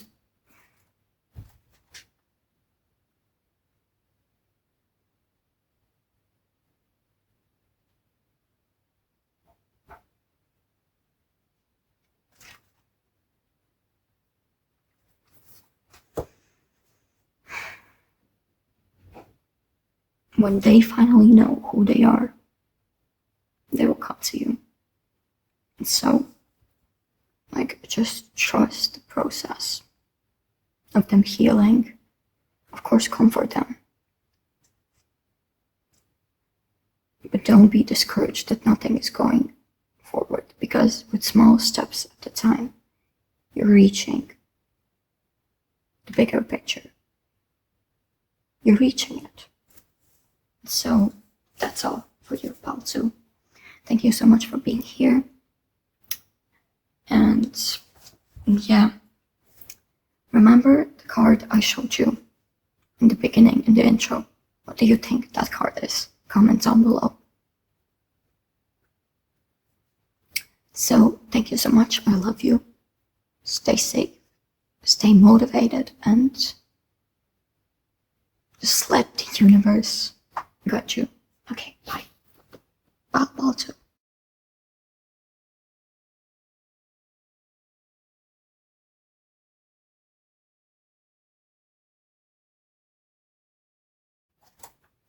So, who is pal one? What can be said about you? How would you be characterized by merely anyone? Justice. Who is pal one? What can be said about them? How would you be characterized by nearly anyone?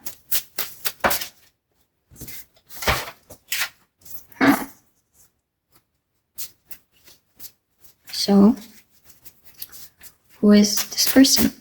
Who's your person? What can be said about them?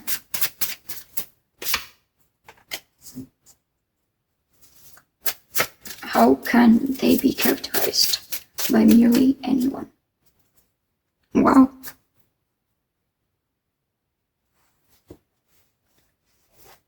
This is very interesting.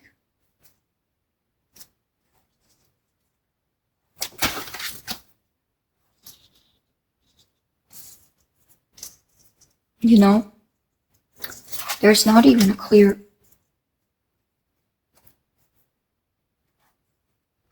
masculine or feminine in this connection. Like, see, alpha wolf, the ethereal, that's like the empress, but here we got the emperor,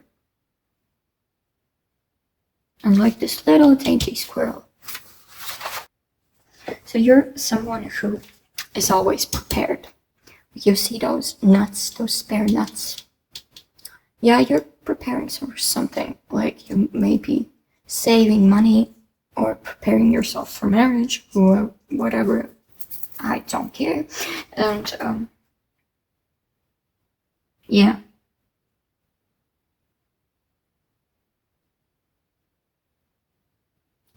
And yeah, you're someone who lives in their own head. Like, you can't be bothered by any annoying things. Like, you're hardly annoyable. Yeah.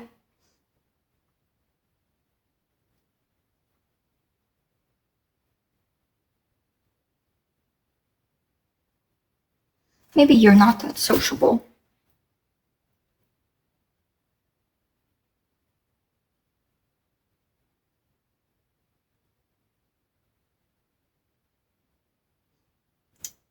And like, you just live. You know, you don't focus on just change, you don't focus on just rest. You balance it out, girl. Whatever you are, but I said girl. But I don't want to assume your gender. So yeah, you're someone who'll get a job they're passionate about, because you are someone who wants to balance work and also just fun, having fun. You're very like, of course people are annoying, but you don't think that's like the most important. You're like, if they do something wrong, you know karma's gonna get that bitch. And you'll move and forgive so easily. Like, you're not easily offended, I'm saying. Like, you you're in your own like head, you've got your own outlook, and you know, you're someone who takes control of their own life. Like nobody else will control you except you. And like, yeah, you fuck with justice hard. That sounds so weird, but you know, you got it probably. You want everything to be fair. You want everything to be balanced. Like, you think that if you let something go really unbalanced, will lead to death. Will lead to death. You don't care. They're like very, I don't give a fuck attitude. Except that you just want everything to be fair. But your person, they're like a wolf. But like the wolf that is the father, I'd say. Despite we've got the Ethereum, that's the Empress. Like this wolf, it's very caring, or mother wolf, whatever. They're like the parent wolf. They're very caring, compassionate, and protective of their closest ones. Like they'd sacrifice their life for them. Like, they're very protective and defensive when it comes to protecting those who they truly love. But that is rooted not in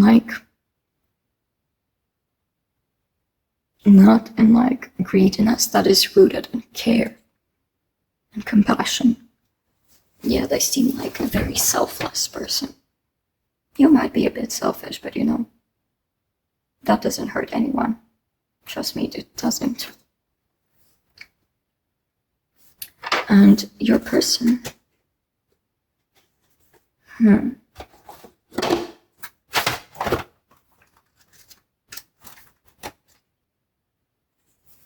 like they stand up for the smaller ones. And you really like that, you know. You like equity.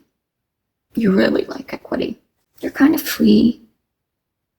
They're like living in freedom, but you're the more one who's in authentic freedom because they still want to be around those who they care about. Like they aren't like an individual. They're like in a pack, you know. And they're good at convincing, I see. You've got a lot of similarities, but it still seems like you're polar opposites. So, next we've got the Witch's Tarot. Witch's Wisdom Tarot. I've been calling it wrong the entire time. Oh well.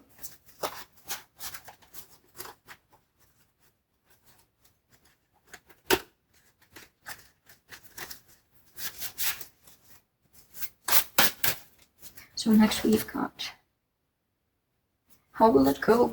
The dynamic. What would be so significant about this connection? Any core moments, motives?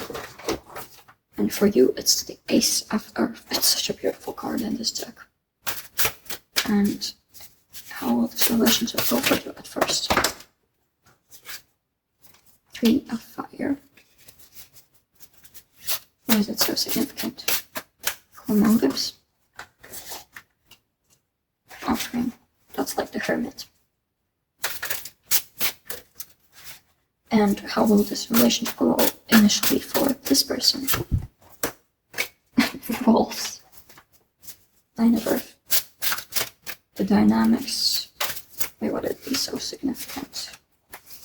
Any core motives, moments. Eight of Earth. Last card. Ace of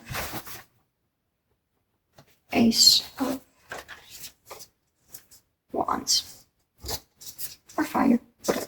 In this deck it's fire. So, this is going to be a big heart. You're building a big family on what? So, a lot of earth energy use, I see. But also fiery energy too. But this one doesn't. I thought it's earth, it's fire. That might interpret it. I seriously thought it's. So,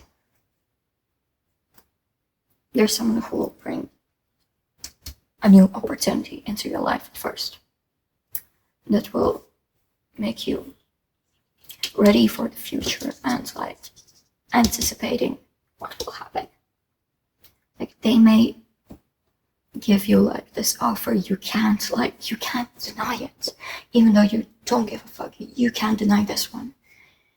And yeah, this is the offer. For them, it's like, hell yeah, out of passion and shit. They're like someone who was willing to teach you some stuff about, their wolf pack, and I'm talking in metaphors, of course. And like, they've got it all sorted out. They want you to follow them, And so they want to teach you something, They want to collaborate with you. And I will state what's their intention. They are very straightforward. And they will bring you out of your hermits.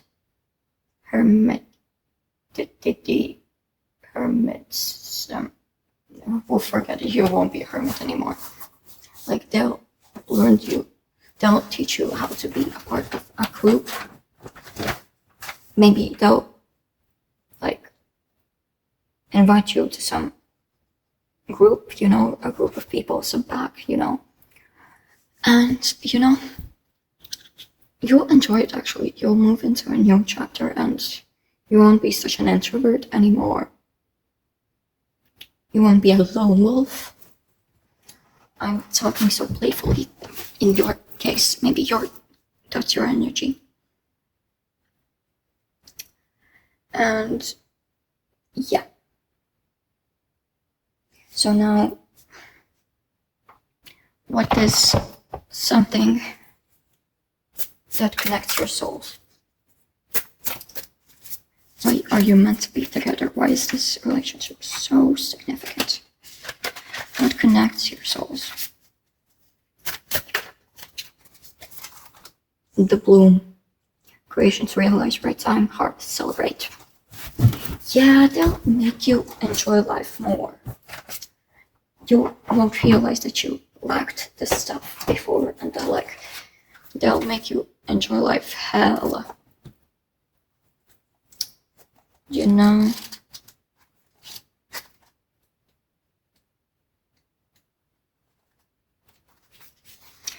And you'll meet them at the right time, when they've got their plans sorted out and when they seek out for you. Just go for it, You wanted something that brings the fun into your life.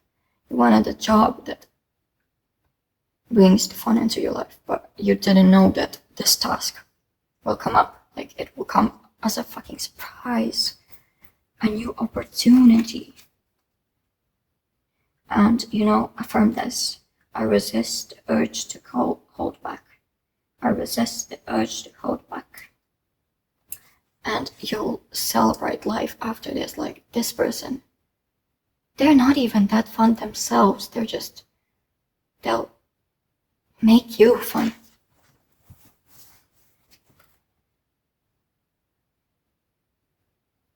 So yeah, don't save up those nuts. Use them. Use them in the right situation. Use those nuts. And what will this connection teach you? Craftsman of Earth. That's the Queen of Earth. I don't know why it's a man. And the Queen and the Goddess and the King, but what am I saying? But yeah, you understood probably. And they will teach you, the comfort, the sensuality, the mundane that keeps us going.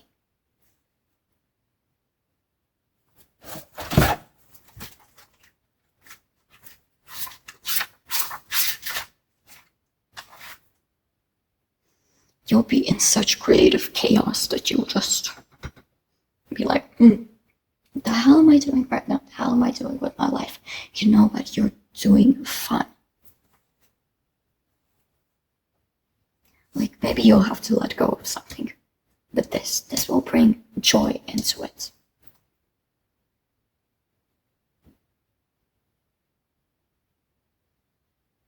You'll let go of control and just celebrate life. It's not that serious of a time. You're just going to be like slacking and enjoying life.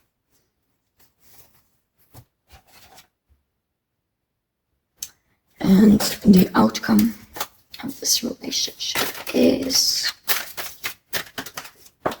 okay, 2 cards.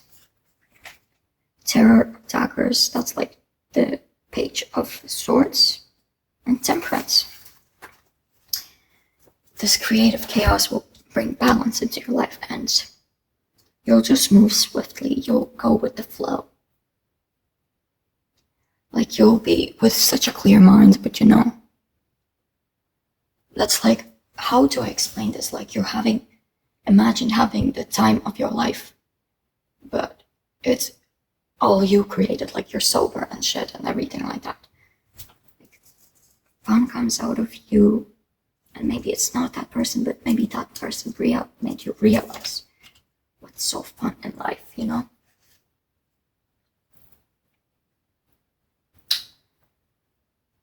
Now,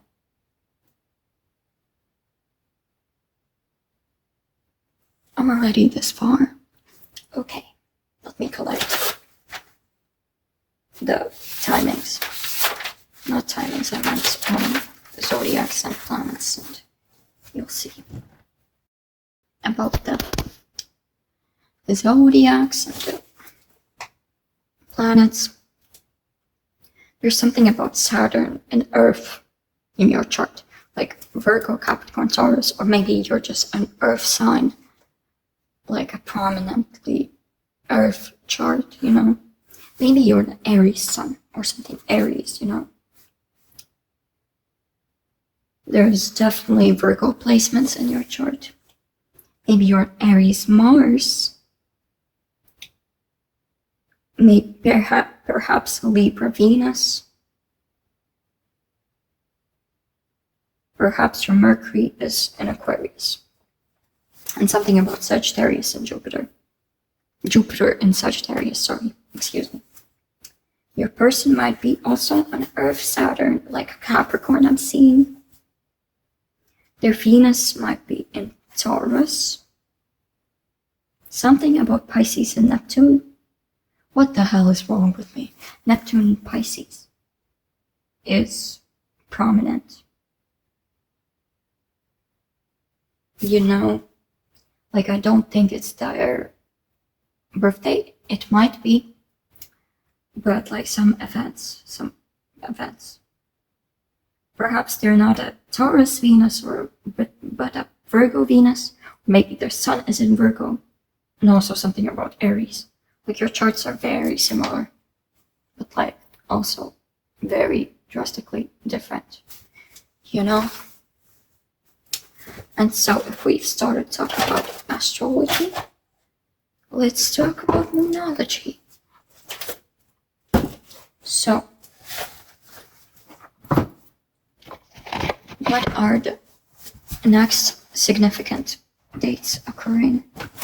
Not dates, significant timings occurring regarding this connection. Maybe they already happened. What are the timings?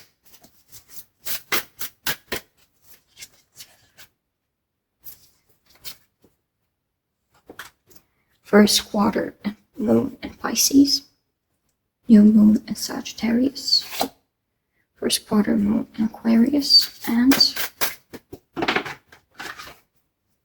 new moon in Taurus. Okay, let me see what dates those are. So the significant timings might be December 1st, December 8th. I know what you're doing in my birthday week, but you go, bitch. November 9th, and April 27th. So maybe those already happened, maybe it's just dates, maybe not this year or next year. Maybe it's actually something is going to happen on those days, so be aware, check your calendars, what's planned. Maybe you're meeting up with the wolf. And yeah. So next.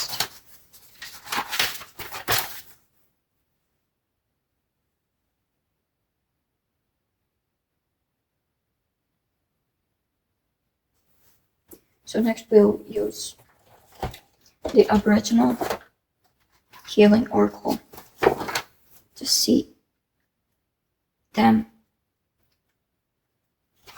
before you meet, when you meet, you've met, and when you date. So let's start with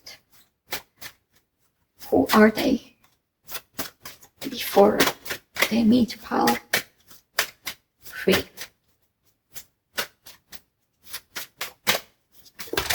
Oh, there are a lot. That's the whole wolf pack coming out. I'll choose this one. They're the kangaroo plum. Okay. And who are they when they've met? Pile 3.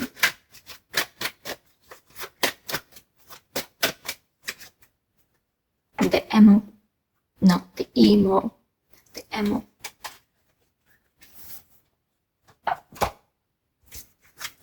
And when you're dating, who are they then?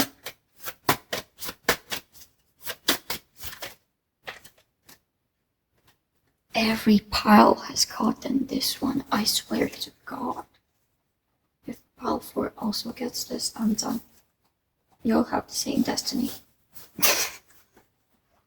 So, they weren't really like a fan of honesty. They probably were a bad liar.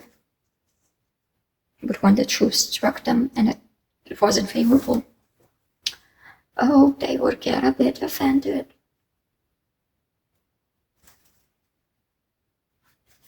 So, when they met you,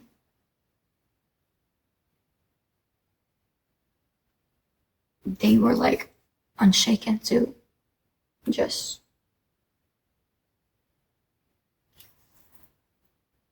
pull you into something like some creative project and just make your life fun. They were curious to see you explore the world because they've always done that. But now, yeah. What, when you date,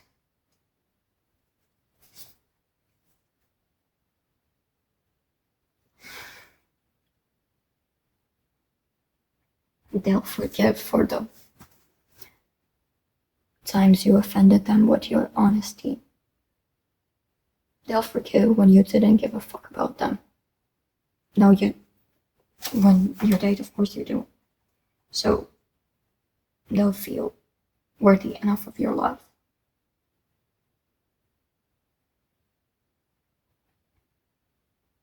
And their heart will be at peace, and not at feast. At peace. So I take a guess that they're the emo right now. Since, I talked about how straightforward and honest they are. They don't seem like a bad liar at all, like the kangaroo plum. They seem super honest right now. So I take a guess, you know this bitch. And now,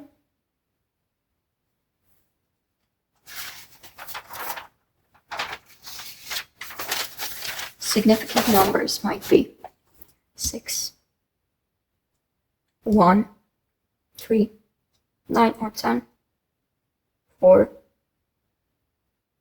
The justice was, yes, 11, 7, 16,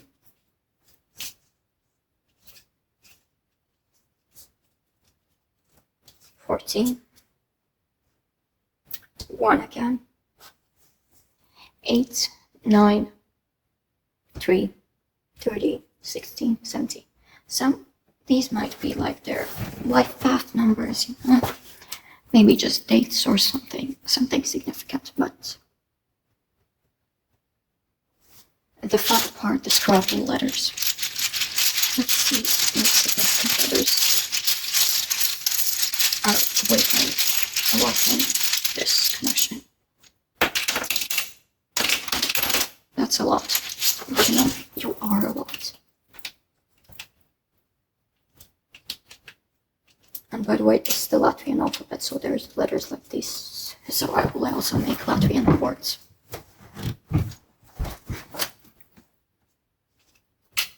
Yeah, we've got emu. No, we don't. We've got emu.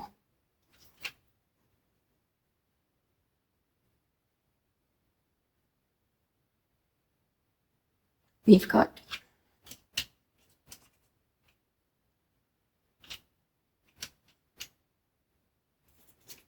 to die in Latvian. So you know, when they met you, an old self died. When you began to know them, when they pull you into that like wilderness, your old self dies.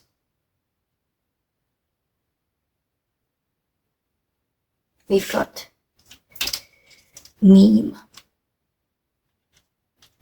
Maybe they send you memes, a lot of memes.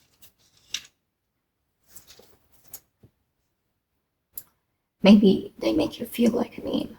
Maybe they make you a meme. Maybe you see them in there. You see them in your dreams, like restless eye motion, REM sleep.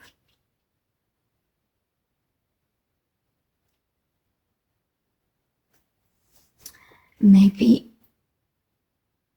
I'm going too far. Maybe you make them cream with a K.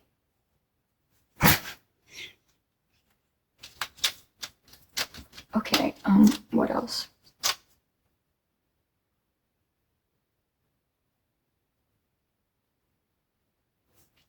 Cool tea. In the, what was it called? In the, you know where chickens live? Yeah, you know where cows live? You know where sheep live? Yeah, that's cold tea and the, yeah. We got ram. Rams also might be significant since, you know, the emperor also symbolizes the ram. We've got menti. It means cops. Fuck those. Fuck menti. I think that's all.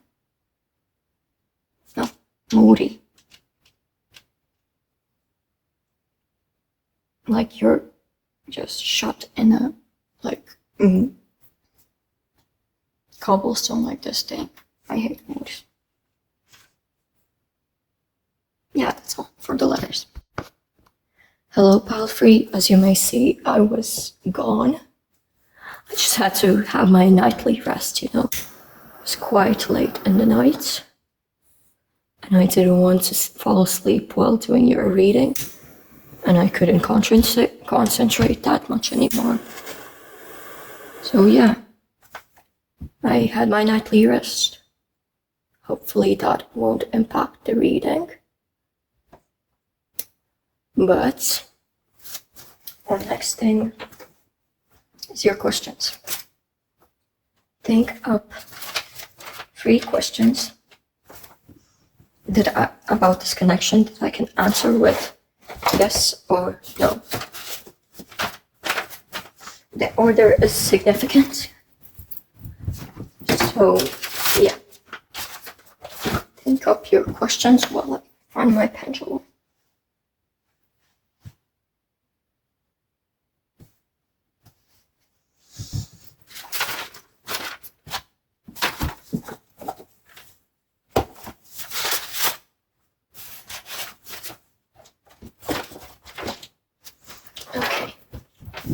hopefully you've thought up of the questions. Since now you're going to ask them, and I'll answer with a yes or a no. And these questions should be regarding this connection.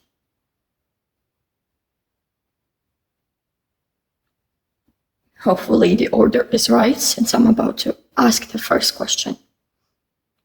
Question 1.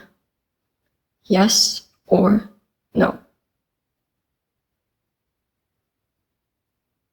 That's a no. Question 2. Yes or no? That's a yes. Question 3. Yes or no? Question 3. Yes or no? We've got a yes. So, hopefully the order was right and you asked the right questions depending on your intuition. And yeah, your answers were no to the first question. Second question was yes. And third question was yes also. So now we'll look at the final thing. Final questions. Final messages. Now we'll look at the messages from the divine, depending on what you believe in. For example, it could be a deity, a higher self, your subconscious, your intuition. Whatever you believe in, that's the message from them. Maybe God, whoever, whatever is your divine.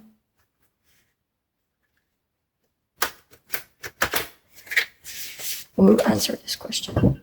Okay, what is the advice and final messages for pile 3? What is the advice and final messages for pile 3?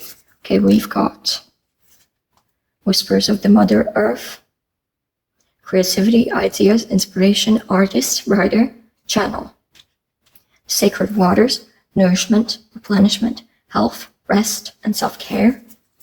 And the final message and advice is morning dew, clarity, a fresh start, a positive outlook. Beautiful. So the divine wants you to know that the divine welcomes a fresh start within your life.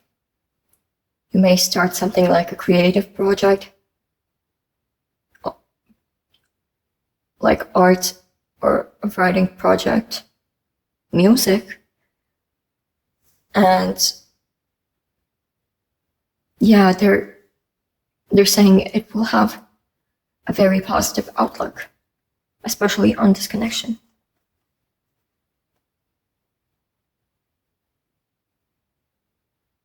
So they're saying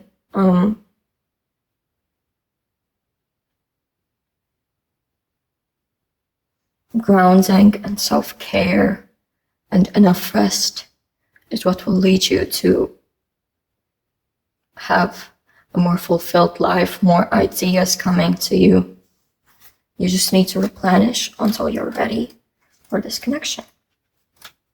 And they want you to know that you have an outlook, you have a positive outlook, and you already are destined to succeed. So don't worry, there are seeds planted in you that will just bloom when you've taken care of yourself enough. For example, you've watered the plant inside of you. You've nourished yourself, you've taken care of yourself, you've just focused on your health. And when you've stitched your soul enough, you'll be ready. So yeah, they're also saying don't overindulge, like maybe that is killing the vibe in you. Maybe you, I can't guess, but for example, if it's alcohol, or it's these nuts that you've been saving so much to just eat up when everything is wrong. Maybe just be mindful of your consumption. And so, yeah, you're a really creative person. You just need to open up to that potential and focus on finding clarity. Yeah, you should focus on your divine feminine, your reconnection to Mother Earth. Just take care of yourself so you can take care of others. Connect to your roots, I'd say, like, yeah, you have so much potential that you just don't see, but you take things that come with it for granted. You just have to appreciate it, what comes with life. Protect it, honor it. Like, honor your body. It's so, like, it must be at peak health so you can move on in your life just fine, so positively.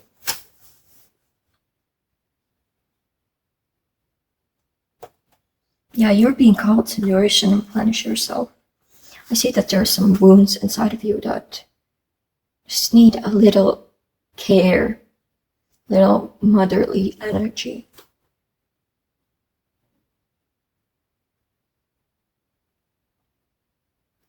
Cherish your body as if it was like your own child. I'm hearing.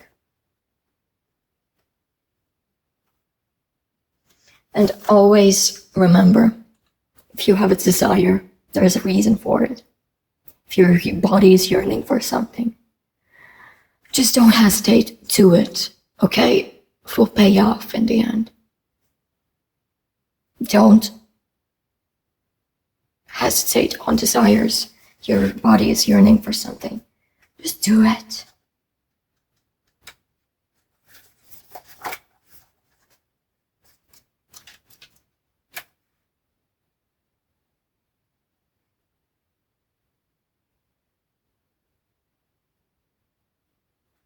So yeah, you must take a new perspective on your life.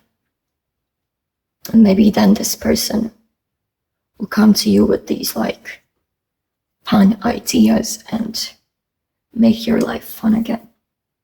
Maybe you're stuck in this, okay, here it's 8 to 5, but like, yeah, 9 to 5 job. And you need to just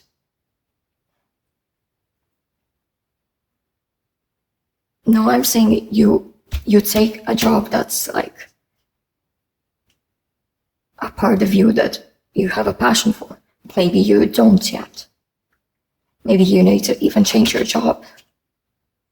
Just remember what you do reflects on who you are, and who you are must reflect on what you do. So your job must be aligned with who you are truly, not like an inner artist sitting in a clerk's job, like, that's not going to go well.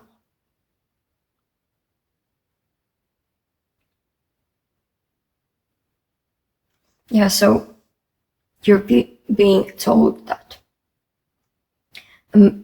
clarity is on its way. A new start and a change of perspective are possible. Shifts are coming.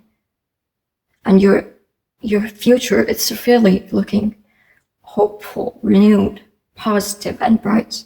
So yeah, focusing on your ideal outcome and trust in the presence of like this divine future. your divine path, like where you're supposed to go. Trust that it's there and follow it. Follow your desires, follow your heart. Follow what your body is yearning for. And then you reach your true potential. And that's all we have to do with pile 3. Thank you so much for staying until the end. So yeah, that card I showed at the intro. What do you think it was? Leave a comment. So yeah, stay true to yourselves. Love yourself and follow your path. I love you so much. Thank you for staying. Hopefully this resonated all. And yeah, see you perhaps next time. Goodbye, pile 3. Hello there, pile 4. So if you chose the Peridot and this unknown card, this pile must be yours. If it doesn't resonate at the start, maybe choose another pile, but this will be your reading for your next significant relationship. So, this unknown card, leave a comment down below what you think, what your intuition thinks is underneath. So, to start off, we're going to ask about the familiar that represents the core of you and your person. So, let me shuffle quite a bit first.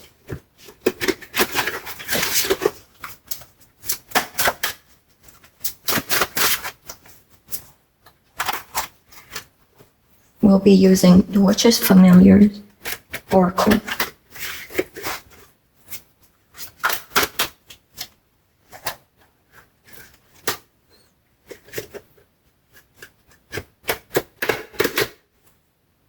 Oh. Sorry, I almost shuffled like with one side facing up and the other facing down. Okay. This deck is beautiful, don't you think? Like, look at these cards. Just mwah. Perfect.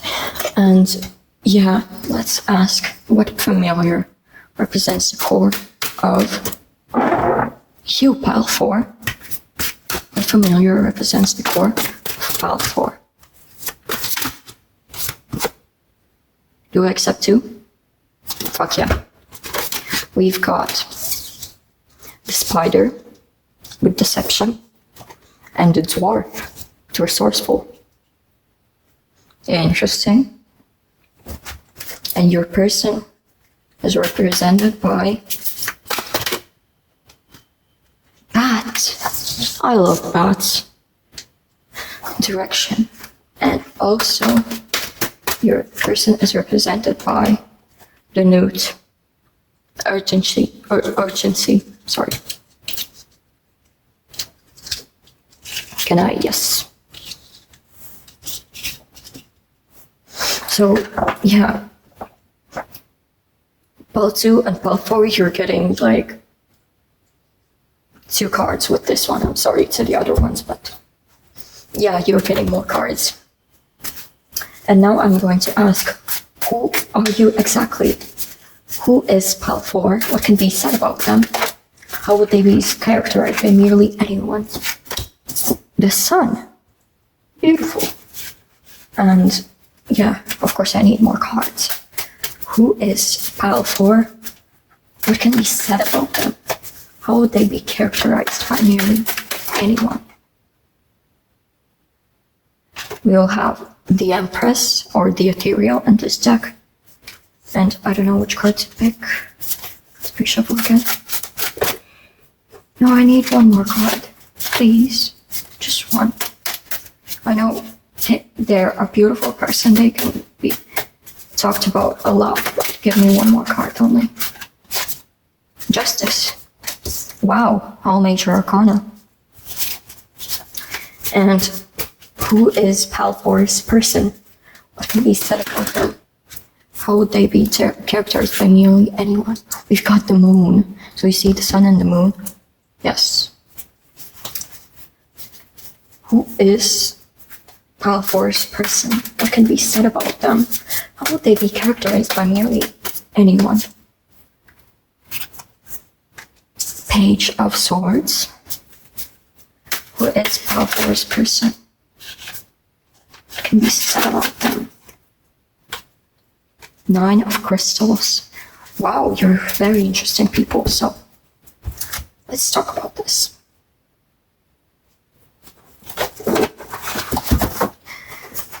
You are the spider. So a spider, you're very, to be honest, at first you have a lot of boundaries. And you really pay attention to your thoughts and feelings. You quite, honestly, you keep your opinions to yourself. You keep your mouth shut if you hate someone, you know? You really don't like sabotaging your own reputation. You know you leave your destiny. And, you know, I'd say because of that, you're a very abundant person.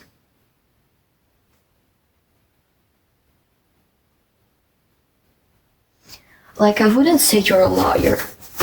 You're just very secretive.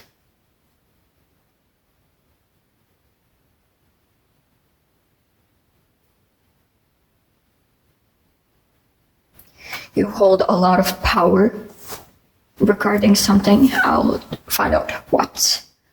But yeah,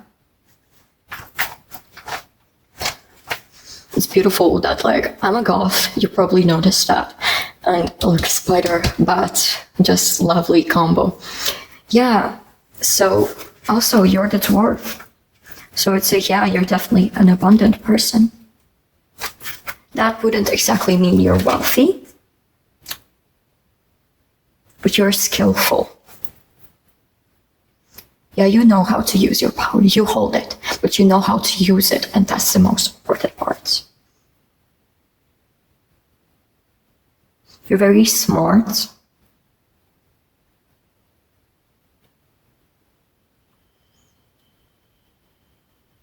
I'd say you could be a practical person. Like your hands, you create a lot with them. You create meaning with them. I don't know where I'm going with this one, but, you know, maybe you really like making stuff, you know. So yeah. With the Empress, the Sun, and Justice, yeah, you are very like a fair person. Like, if something is done wrong to you, you will do so the situation is fair for you both. You like ending conflicts on a tie, or at least the smart one wins. And I'd say you definitely are smart. You are like, you hold wisdom. You hold ancient wisdom inside of you. And like, despite holding so much power, you care for others more than yourself, I think. Like, of course, you know you hold power. But this power, you don't use it for advantage of self. You use it to make others happy. Like, see the Empress and the Page of Swords. They're looking at each other. They care for them, for their counterpart. And I'd say you care for everyone who's in your life. Perhaps you're very family-oriented person, but that may not resonate with everyone. And you're motivated. You're fair. You want to create a positive outlook for anyone, or at least those who've been hurt.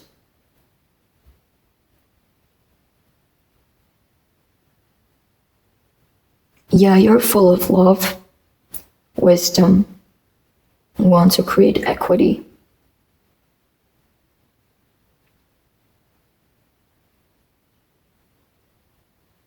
And maybe sometimes people see that you're so powerful and they mistake you for like some venomous spider that wants to harm others. But in reality, you're your creepy smile. I don't know if it's creepy, but you have an interesting smile, I'd say. It's welcoming, it's warm.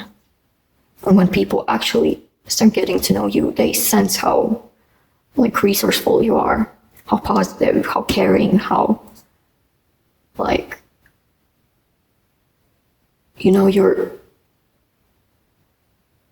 you hold care.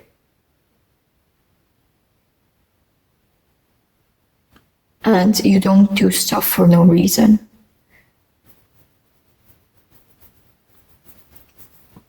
And you're a person. Let's move to your person. They're the bat and the newt.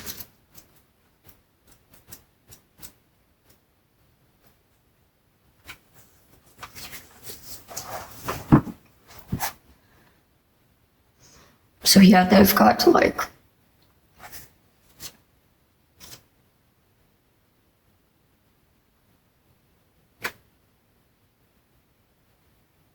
I see you both could be very old souls. Not very, but you're old souls for real. You know your place on Earth. You've been here many times. Well, I'm not saying you have to believe in reincarnation, but I believe in, and I sense that you're both. It's not your first time on Earth.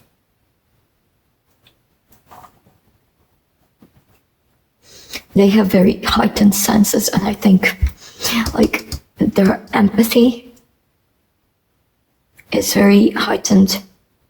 They may have very good hearing. And you know what? Bats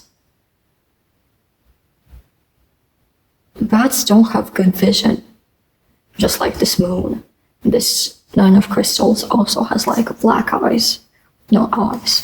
But the sun, it has very open eyes, very bright eyes with the Empress. I see that your person maybe wears glasses. That may be a trait of them. But maybe they don't care about looks so much,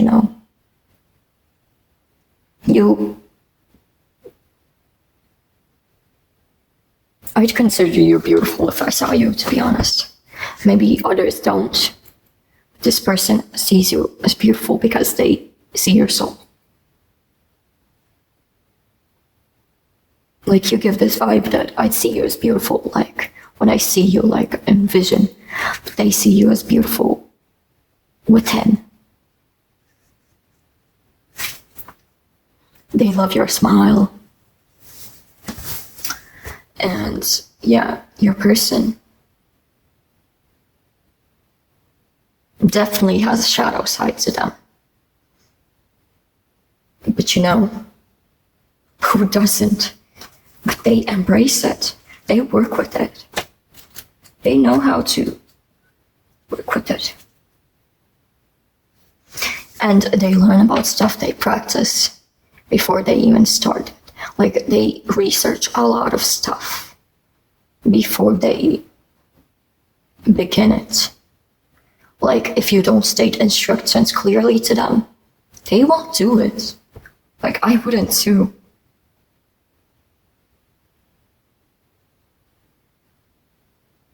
They also Yeah, they notice stuff others miss.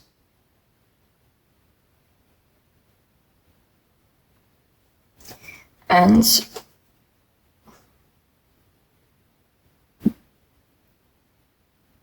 they're like not really focused on what they see. I already said that. But they will focus on what is heard, what is done, what's the intention.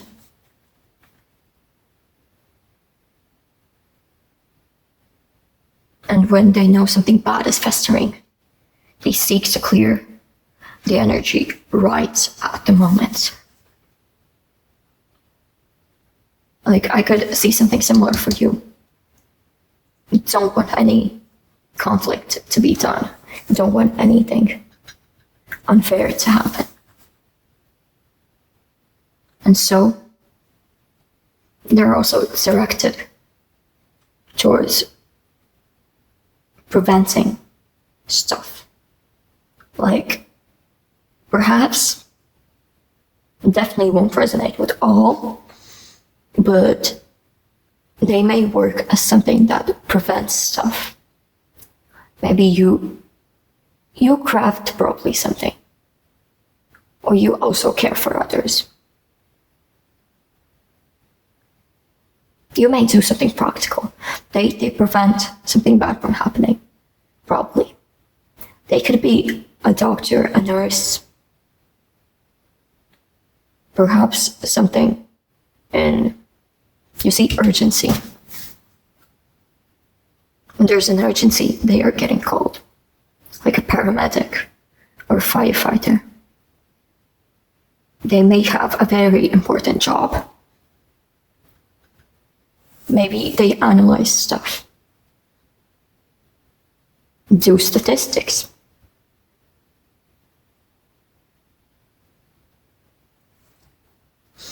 And yeah, this person's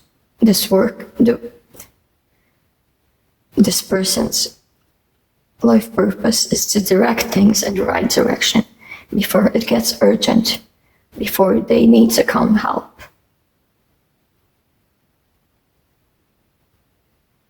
They may be very direct with their words. They don't want you to have the illusion that they're someone they're not.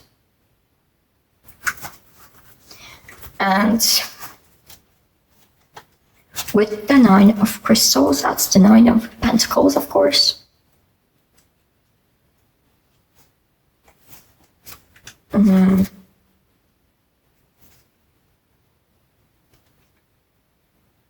They're like also very abundant, just like you, but they haven't collected that information yet. They may have some illusion that they're more inferior than they think. But soon you'll make them notice how important to this world they are, actually. They're very mentally curious. They have like very direct energy, like logic and stuff.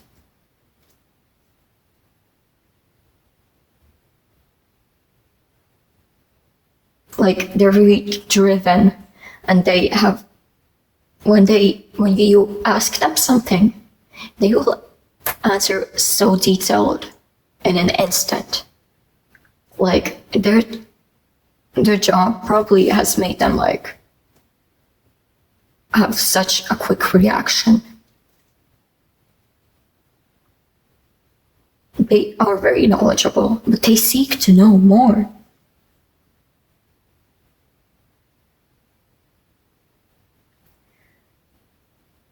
Like,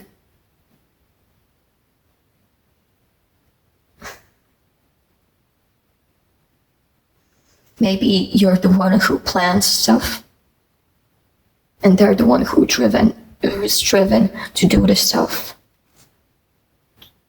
to find out more about the stuff, to act. Like, you create the foundation, and they make it more, you know? And that's a weird way to put it, but you know. Yeah, we can move on further. So now I will ask about how will this relationship go initially? The dynamic, why would it be so significant? Any core motives, moments?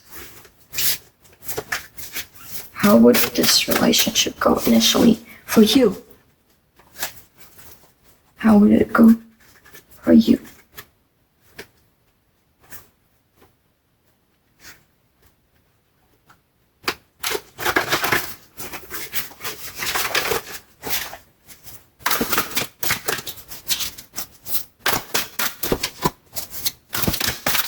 Now we're using the Witch's Wisdom Tarot deck.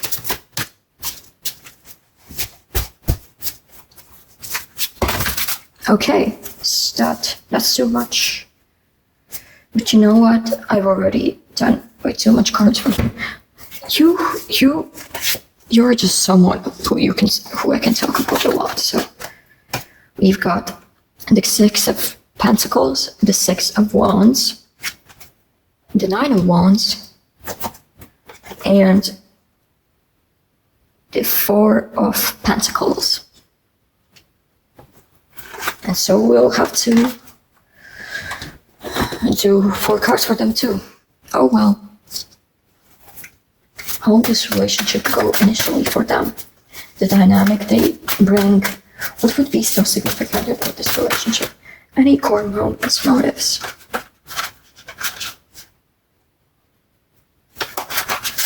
Here we've got 1 card now. For now. We've got the Knight of Cups.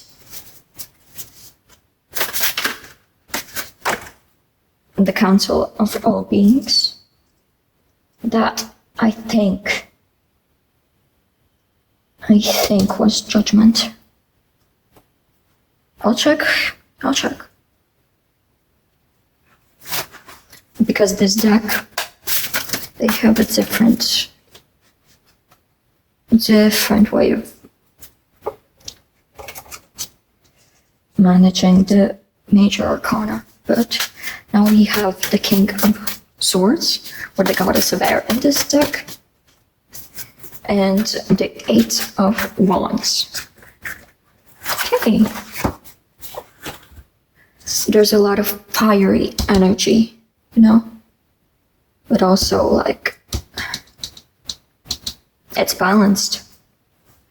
There may be a lot of passion between you two.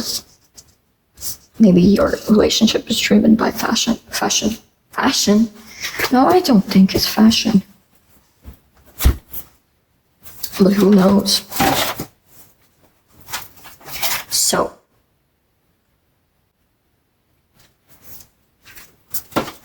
yeah, there will be, from your side,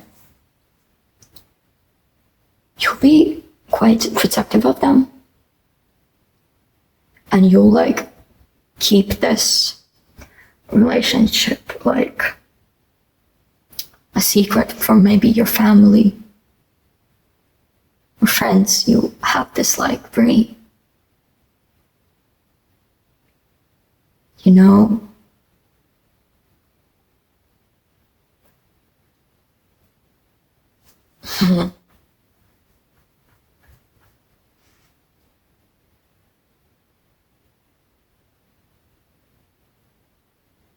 like it'll be personal.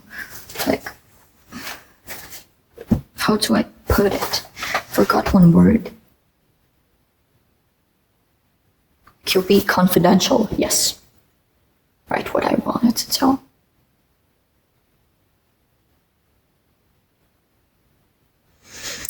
And, you know, you'll be very generous with them. You'll share everything. Maybe if something happens in your life, you'll be like texting them, oh, this and this and this happened. I feel like this and this and this. And you know, when you meet them, you feel like, oh God, I wanted life. This person is amazing. Like, you'll be very resilient to get them. You won't budge if someone tells you, no, this isn't meant for you. Oh, they're too good or too bad for you. They're like, no, you'll think, bitch, I'm about to have this person. And that's all. So, yeah, for them. Hold on, let me check if it's the judgment.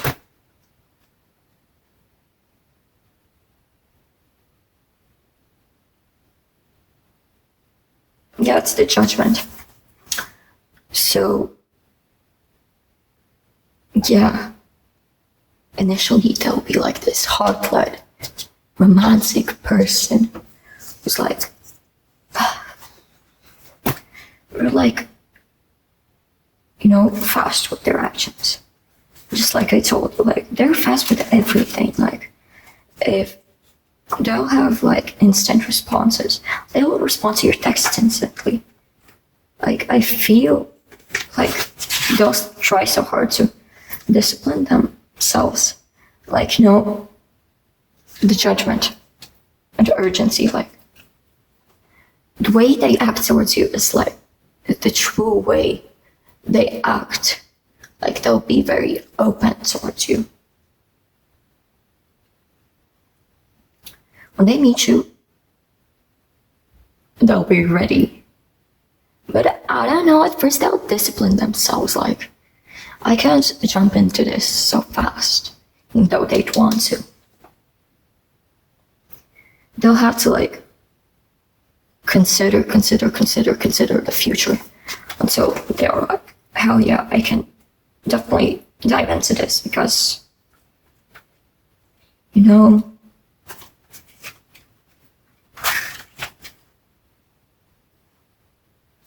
there's something in the past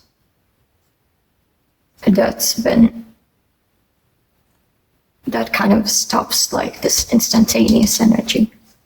So, resilience, you'll fight to solve this problem. You'll fight to solve this problem with them, to fix their past so they're ready for the future and present.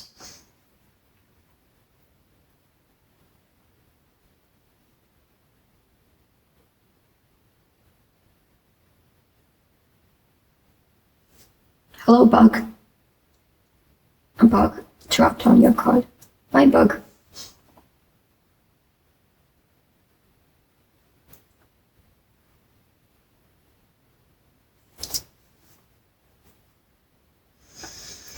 And, you've solved this problem, of course. And, this will make them reflect on their life and reconsider what are their ideals. Like, after, they'll know what's meant for them, what they want, what they expect of life, what they need in life. But even at first, they'll be ready to give their heart to you. You'll be too. But you'll have to work towards, like, work with the problems before diving in too deep, And you see, you're the spider. They have the goddess of air, which is like a spider in a spider web. You're the sun to the moon. You're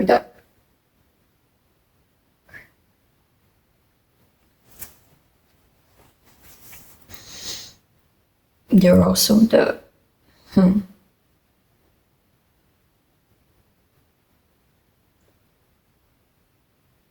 like, there's hell lot of water energy, but I don't know how to describe it. Like, you see this water here, and doesn't the judgment like have a cup that they like pour into? Like, you're the cup to the water, you're the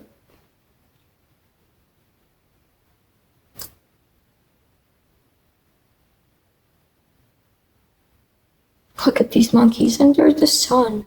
Look at those butt cheeks. Why are you not looking at the monkeys' butt cheeks? Maybe you like their cheeks. I don't know. What can I know?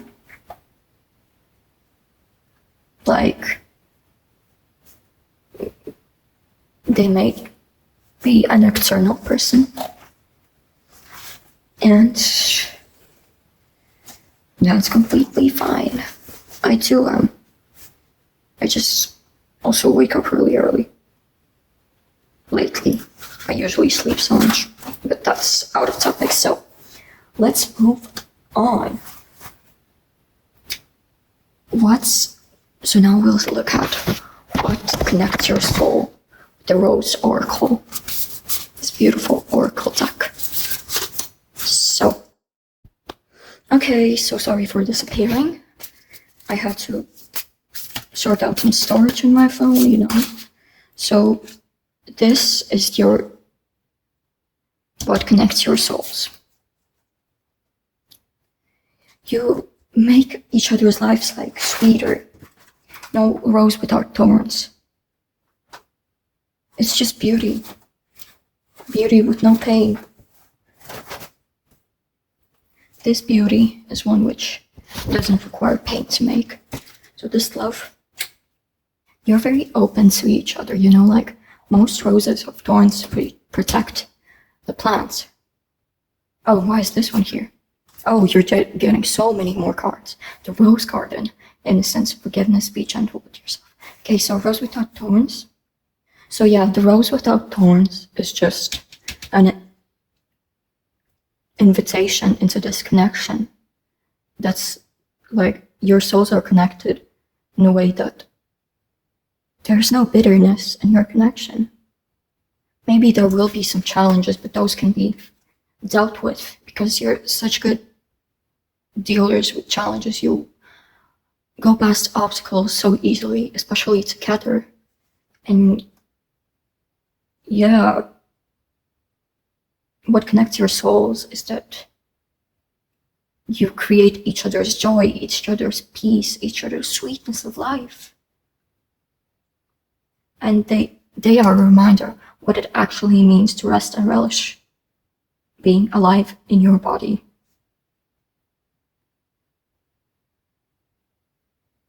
They will offer you, this connection will offer you the beauty and bliss of life.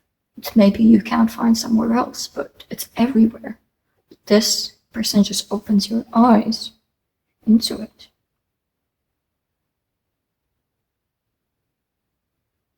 Just dive all in. This connection is just when you have to dive all in to feel fully.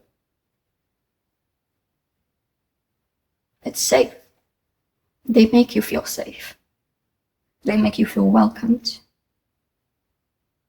And while you're ever growing, it's saying like your growth with this person is enough to be. That it doesn't have to be any major growth, it's just to be. Connects your souls is that whatever growth happens, it just shall be there. Not like be so initiated that like forcefully. And so the Rose Garden,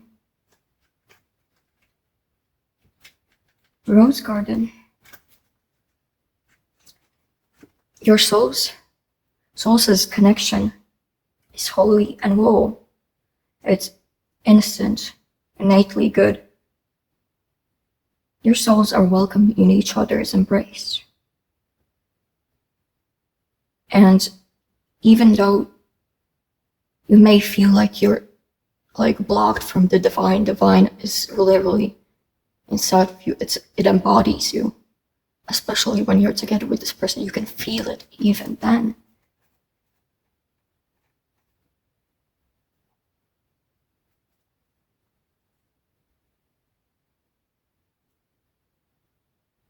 So, whatever you've done to them, whatever you feel ashamed about doing to them, if you're finding it hard to forgive yourself for the things you maybe do wrong, this person will always forgive fully. This connection is here to offer you forgiveness, to just what unites you just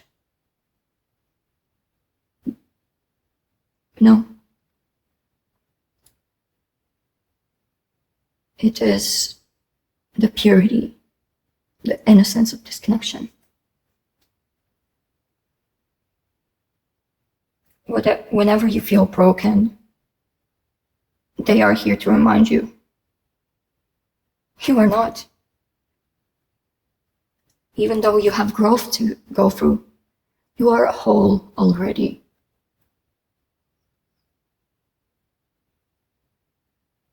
What unites you is just how human you are. Even though how divine you are, you're still human. And what is perfection in this connection is imperfection. They appreciate you as you are. You appreciate them as they are. No matter if you're like, whatever, an ugly dwarf. You probably aren't. You definitely aren't. Even though you may look, and to some people act like a deceptive, deceitful spider. You're just a fluffy little arachnid to them. Even though they may seem like, you just see them as they are, as whole. So yeah, what unites you is just beauty of life, peace, sweetness of life, the innocence of life, the purity inside you, the never-ending forgiveness to each other, and just gentleness. So next, we'll see what this connection will teach you. What is the main lesson of this connection? What is the main lesson of this connection? 7 of water. 7 of cups. Well, that's interesting. So I may interpret this as, with them, you always have a choice. You always have a choice to rule your life. But you'll always end up where you're meant to be.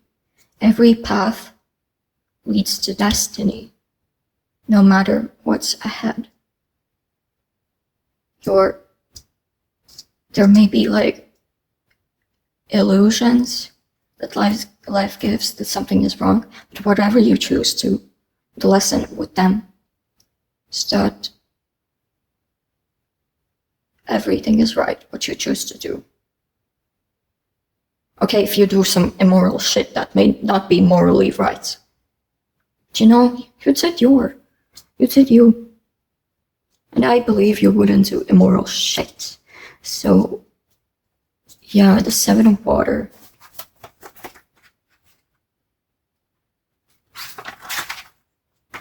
It's just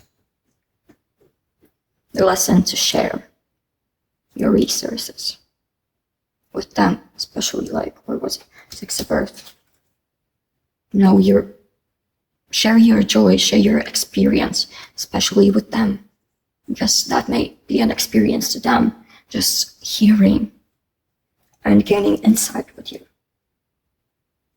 Yeah, the lesson is to make peace within yourself and with others. And with that, I believe that you've probably already know this from the start, but you don't know how it can be applied. So the lesson is there's always a relief in hard times. We just have to find it. We just have to find the right path to it. And so let's move into the next section, which is the outcome of this connection. What will it lead to? What is the outcome of this connection? 5 of daggers. I may need a clarifier.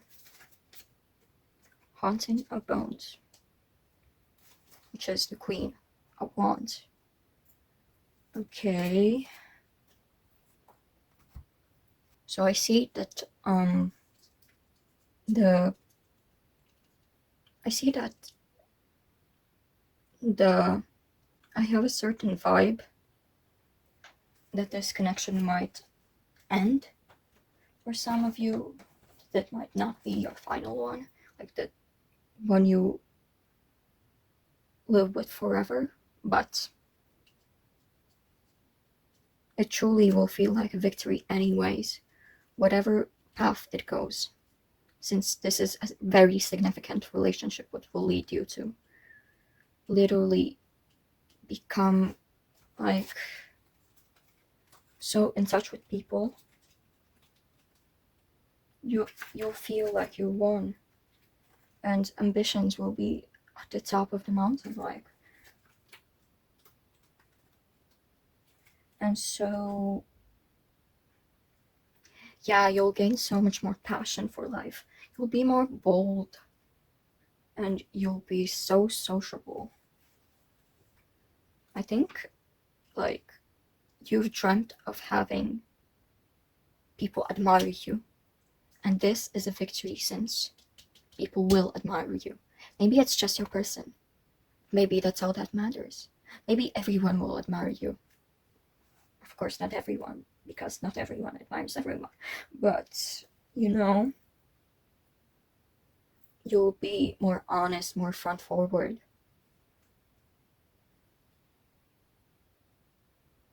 And, yeah,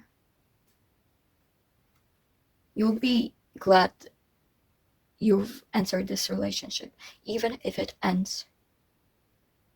Maybe I still see there's a soul connection here. But even if it ends, it has a happy ending. But I wish the best upon you so that this doesn't end. Or if it isn't meant to go on, for the happy ending to truly come on. So, what do we got next?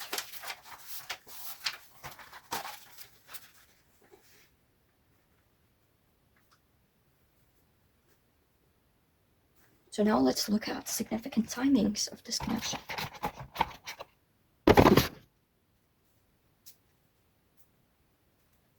So, what are the significant timings, like the moon phase, season, and like the zodiac associated with it? Last quarter moon in Scorpio. Another moon phase that is significant. New moon in Scorpio. And full moon in Aquarius. And first quarter moon in Sagittarius. I'll check the nearest dates of these moon phases. Hold on. So there's gonna be action really soon. So I must upload this actually quite soon enough.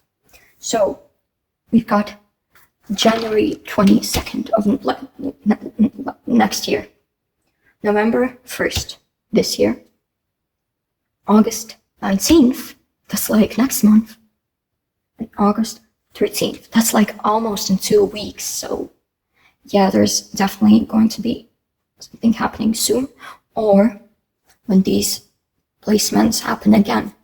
I can't tell which year you're watching this. This is a timeless reading, so anytime these are soon when you're watching, maybe it has already happened. So if you're like watching on August 16th, maybe this has already happened. So yeah, maybe these dates are significant too, not just the moon phases, those days specifically. So now, let's look at the moon placements. Now, what moon placements? Astrological placements. You could definitely be like very connected with your Venus energy. So a Venus in Taurus or Venus in Libra.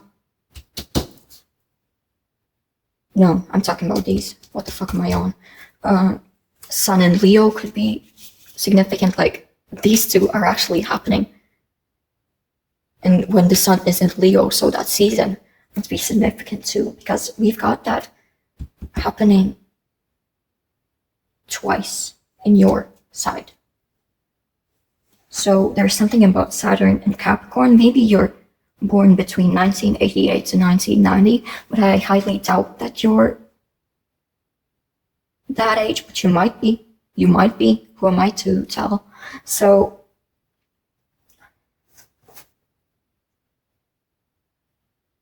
a Taurus or just an Earth moon could be significant.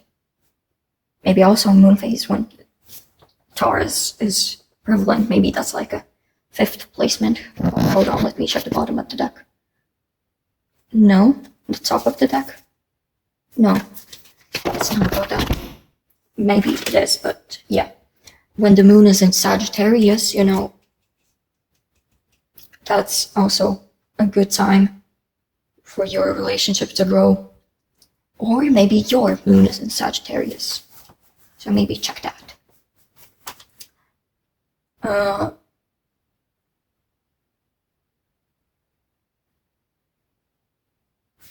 Wait.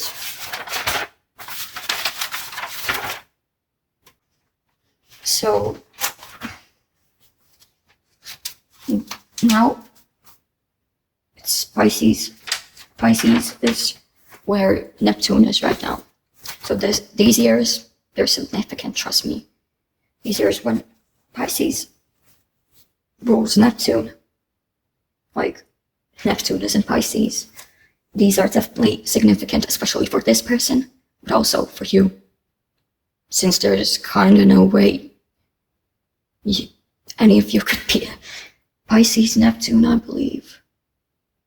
Unless you're really young, which I doubt. There could be a Virgo Venus in their chart.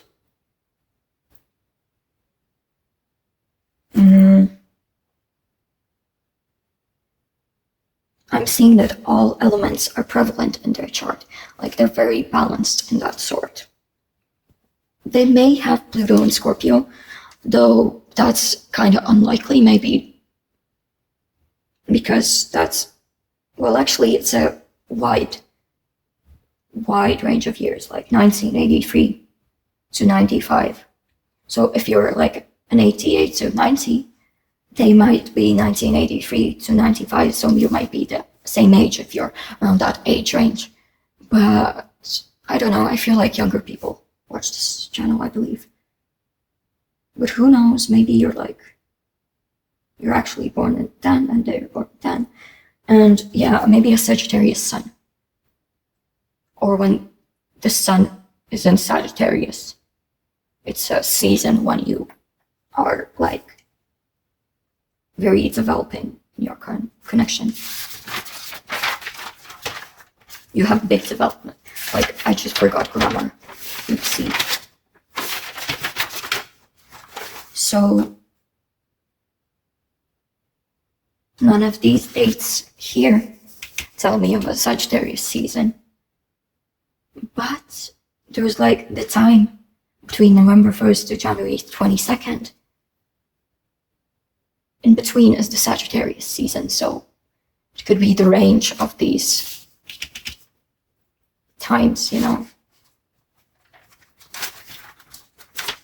And yeah, that's all for the astrological placements. So now let's look at them when they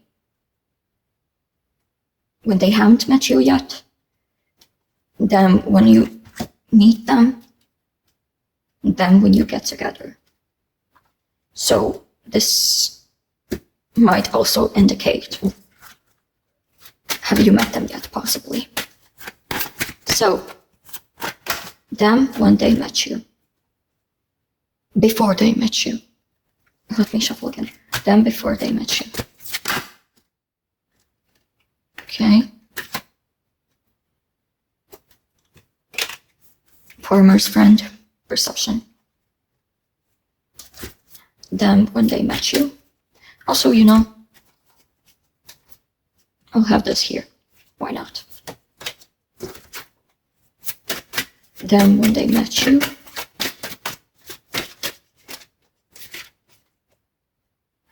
Oh my god, we've got this. Why am I shuffling the wrong sections of the deck? Okay, them when they met you. There's gonna be a lot of things when they met you, so I guess. Or maybe there's like a big gap between when you meet them and when you get together. Perhaps your childhood friends, but you get together at like 20 years old. So we miss still shuffling. And them when you get together. Oh, and this candle stopped. Nice. Oh, and I didn't tell, but this candle stopped, like, because it ran out. That one too did. Them when you're in a relationship. Finally, something else, but this card popped out in every pile here. So, what have we got? What have we got here?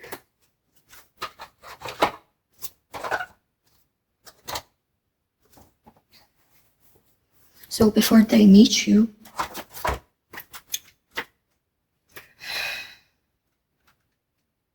they're the farmer's friend. Shifting, questioning, perception.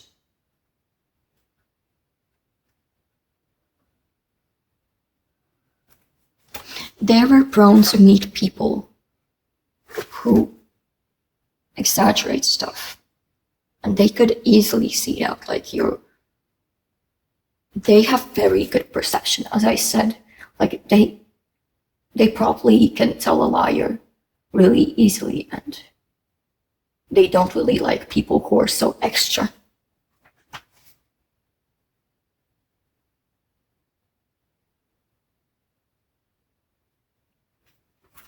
So they like to look at the objective reality, not like the subjective.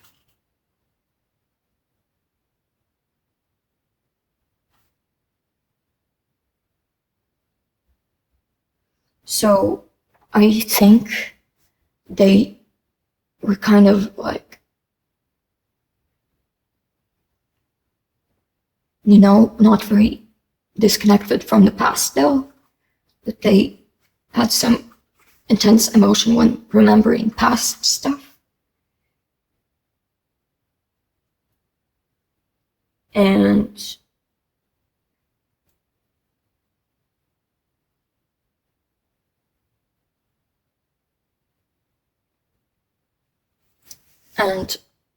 when they meet you, I think it transitions into something like, it wasn't that deep, like, it didn't affect them on their day-to-day life at all. Like, even though it raised these intense emotions, it truly wasn't something to trouble with. Like, it happened. And so the consequences are just these emotions. No one reminds that of them. No one makes it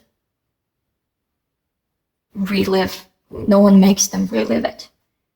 So, yeah, when they just kind of realize that it wasn't that deep,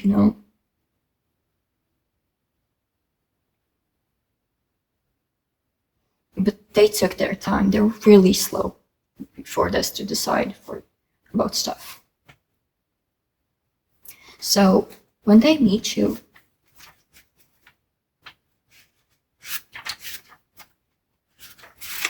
they're the cherry bollard right when they meet you. You give them hope,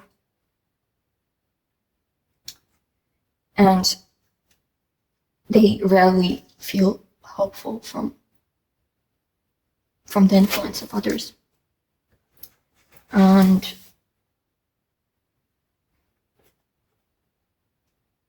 they really felt like more courageous when they met you. And you just brought so much light and hope to them.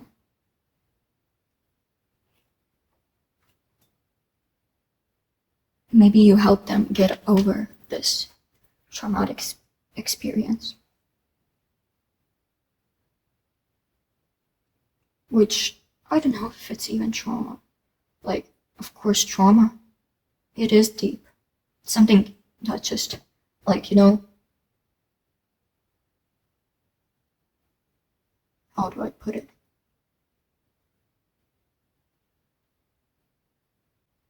Like, maybe others would just insult them sometimes, and they just would get so,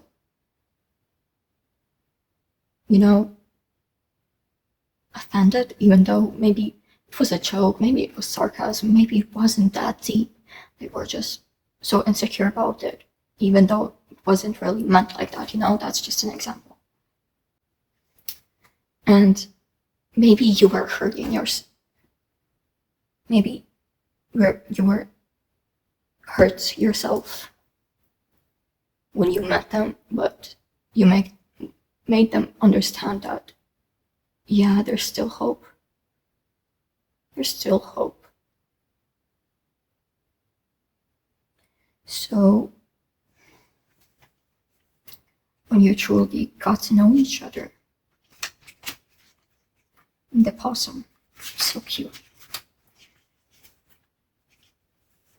They got so much more strategic, so much more courageous. They weren't afraid to face their fears. They weren't afraid to let go of the past.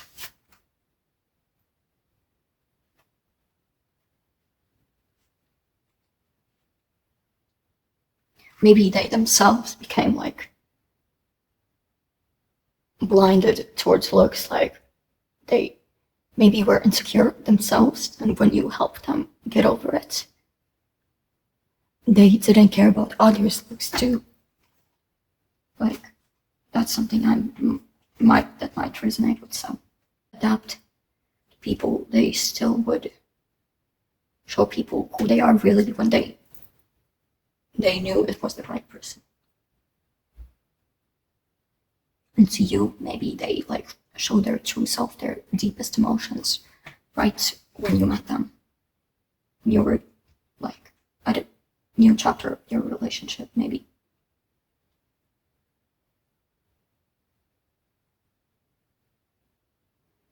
And maybe they were like afraid to let themselves be so vulnerable.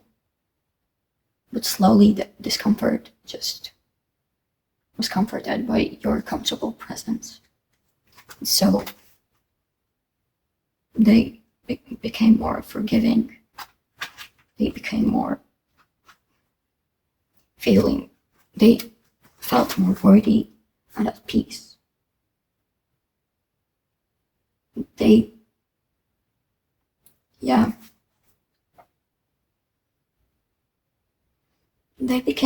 saw your generosity. They were like, yeah, I have to do that too. Like, that just is, yeah, how do I put it?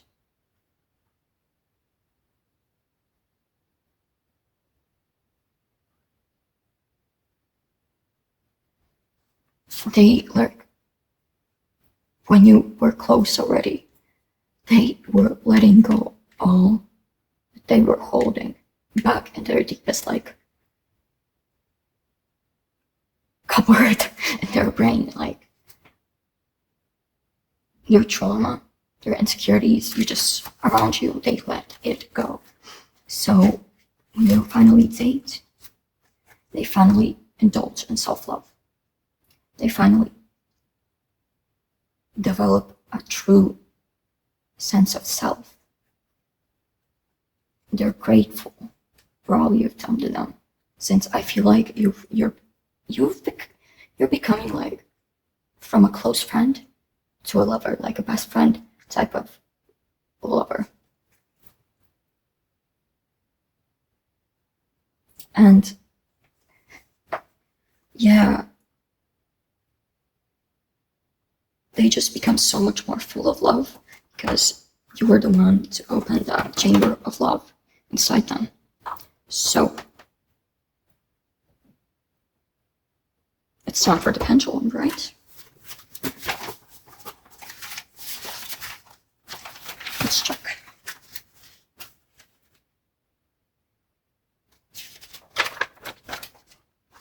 Oh no. It's time for the numbers, so let's see what we've got there. 6, 4, 31. So maybe, 22 and 30. Maybe these are like dates. Perhaps those are dates. Since January 22nd is prevalent in, here, here. And 31st and 30th. We got August 13th, which is like, it's turned upside down, but well, you got it. You don't have to explain what I meant. And this numerologically is the same as 4. This is 4. This is 4, so perhaps the angels want you to know that you're protected, that everything will be fine. This is an ensured connection. So we've got 3, 6, we got 4, another 4. We've got also a lot of 6s, so I know that's not satanic in this case, I believe.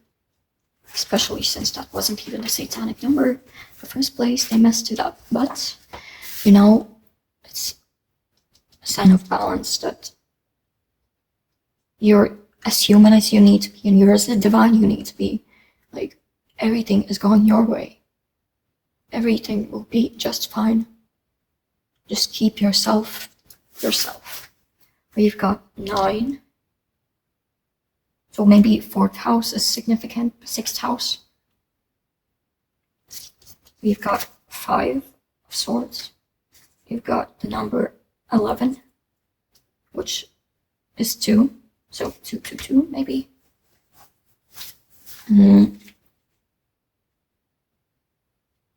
What else? 9. Oh, we've got a lot of repeating numbers here, huh?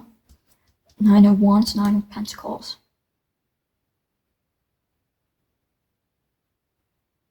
And what was the moon? Yeah, 18. That also is 9. So yeah, 999. If you see these angel numbers, 222, 444, 666, 999, it's the confirmation that they're coming to you. And yep. It's all the numbers. It makes 7. We've got 7 too. And we've got 19, which is 10, which is 1, and 3.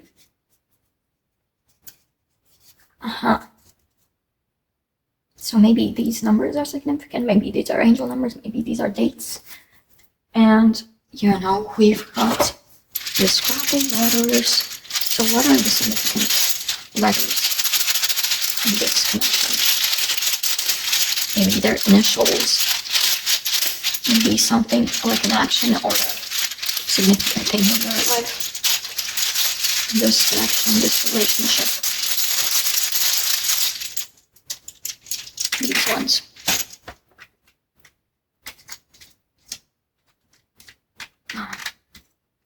By the way, these are Latvian, in the Latvian alphabet, so it almost makes it Zive, like in real life. In life. Your partner's in life. Maybe you met them in real life. It almost makes it, this one just needs, here we've got Zive. They're an important part of your life. They're a chapter in your life, perhaps. Here we got Zive. That's like, Zive is like a nickname for fish, which is Zeus, to make it sound more cute. So in fish, in Pisces, something about Pisces.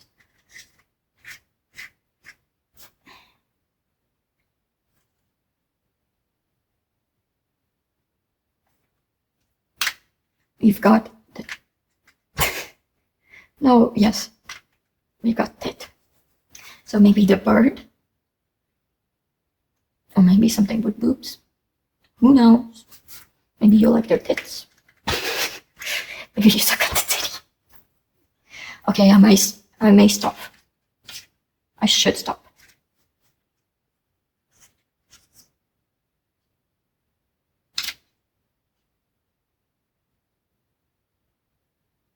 We've got so many zodiacs in Latvian. Vēzi. It's almost vēzis, but that's like just a different like form of the word vēzi. Who? Cancer. So maybe they're a Cancer. We've got Pisces, Cancer, and these. Maybe they will have Cancer, but I pray that not. That's a horrible thing to deal with. I have lost a significant person in my life because of cancer, and that's like everyone can agree that's just horrible.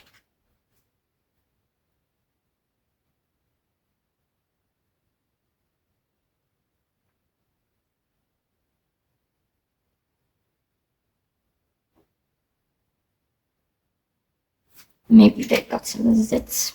Maybe you like to pop their zits. What the hell are these words?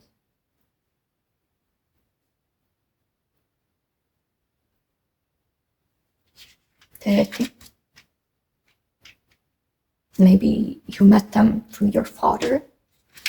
I guess father, dad, aesthetis, and perhaps you met them through their father. Maybe they will become a father. Maybe they'll make you a father. Oh God, and something about fathers. Maybe they already are a father. I don't know.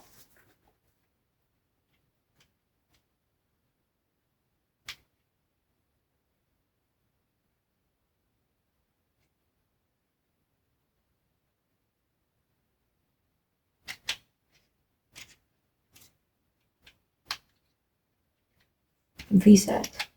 Like it glares, something about them glares, like something shines, sparkles about them. Maybe they like to wear sparkles. Maybe they've got like such a glaring, intense eye. Eyes, such intense eyes. Like they just really shine. They shine. Why is everything almost in Latvian? Like, I mean, this is the Latvian alphabet, so.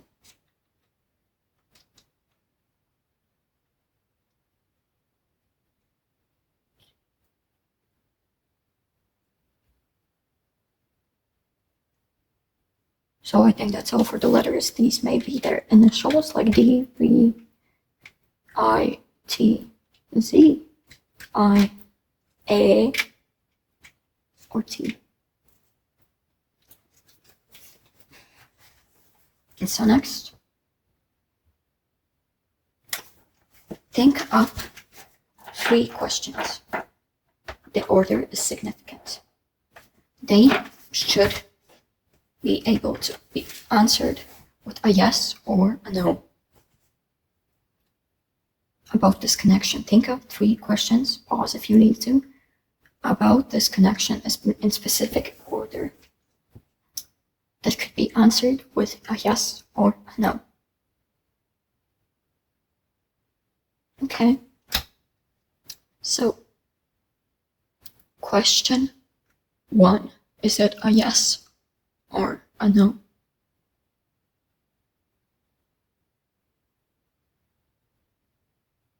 It's no. And Question number 2. Is it a yes or a no?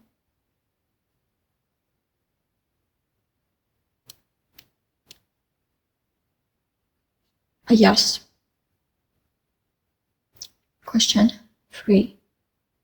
Is it a yes or no?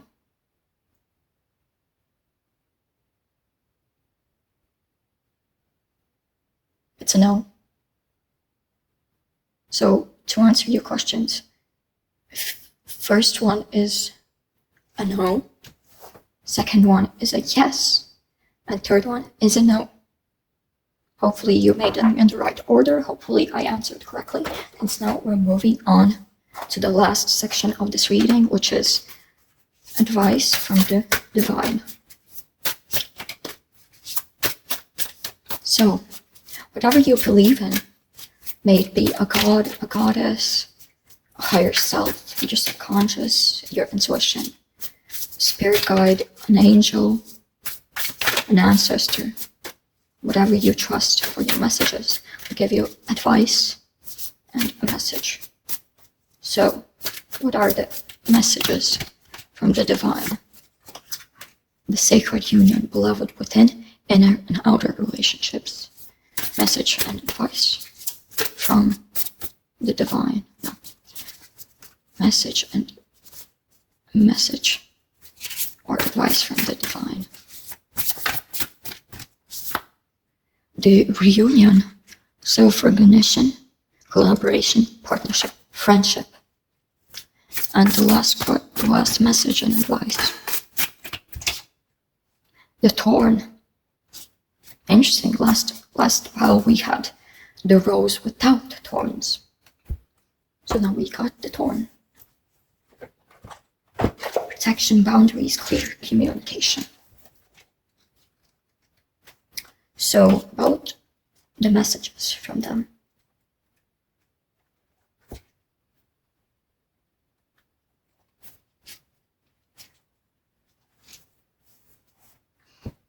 Their advice is to embrace yourself more. Embrace yourself, to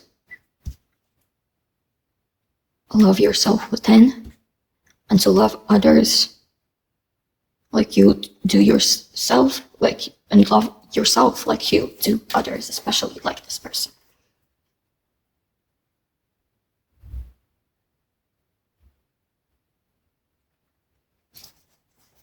Through connection and division, love and hurt, compassion and separation, they invite us to return again and again to the most important relationship we'll ever have, the one with ourselves, the sacred union that's been waiting within. So, your message is that when this person will make you find out about yourself more, will make you love yourself more.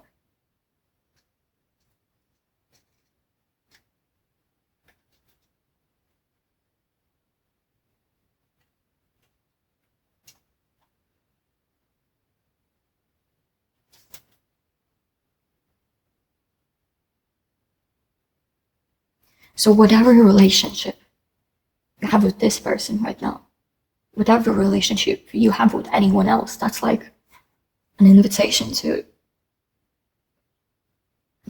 unite with yourself more, to love yourself more. Even the challenging relationships, they're the ones who make you appreciate yourself. And thing is, advice is just return to yourself. Perhaps you go through this relationship, or perhaps you feel like, oh, I'm like surely good with myself. I need a partner. But when you find a partner, you realize, fuck, I needed to unite with myself more.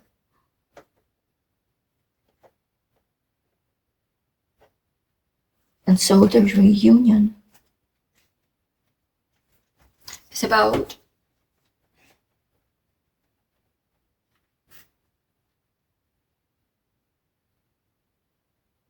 so it tells you you're here for a reason, and you're here, and this person in your life is for a reason. There's a reason why you meet at a certain time. There's a reason why you get together at a certain time. You were never meant to walk alone. Even you were meant to walk with this person, not alone.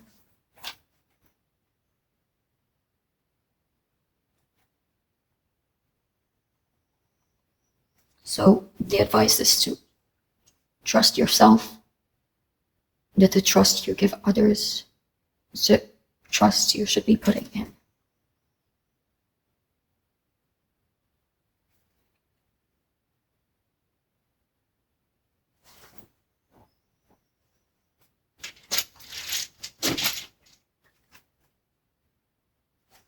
And so, finally, the thorn.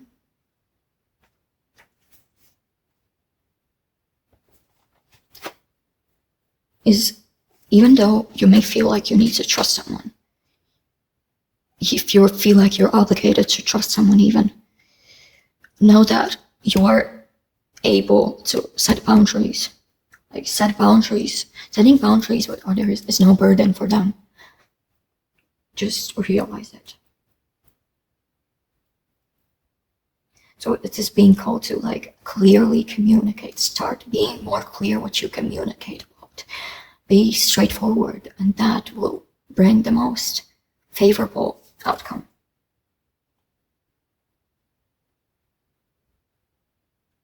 Maybe this person will be drawn to you because you're not so accessible. You set clear boundaries that they can't be, that they are ashamed to even ask about. You know, maybe they really like appreciate you and your, straightforwardness, because I believe they're one like that too.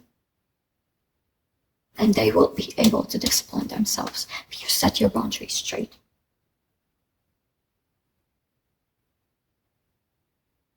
So, perhaps that's all for you. Pile 4. I'm sorry. So that's all for you, Pile 4. Thank you so much for being here. And yeah, do you remember the card that you had to guess? Yes, leave a comment what you think the card was in the comments. What you think the card was, which was under the Peridot. So may you have a wonderful day. Please believe in yourself, trust yourself, love yourself, and nourish yourself. Thank you for listening. Thank you for staying through.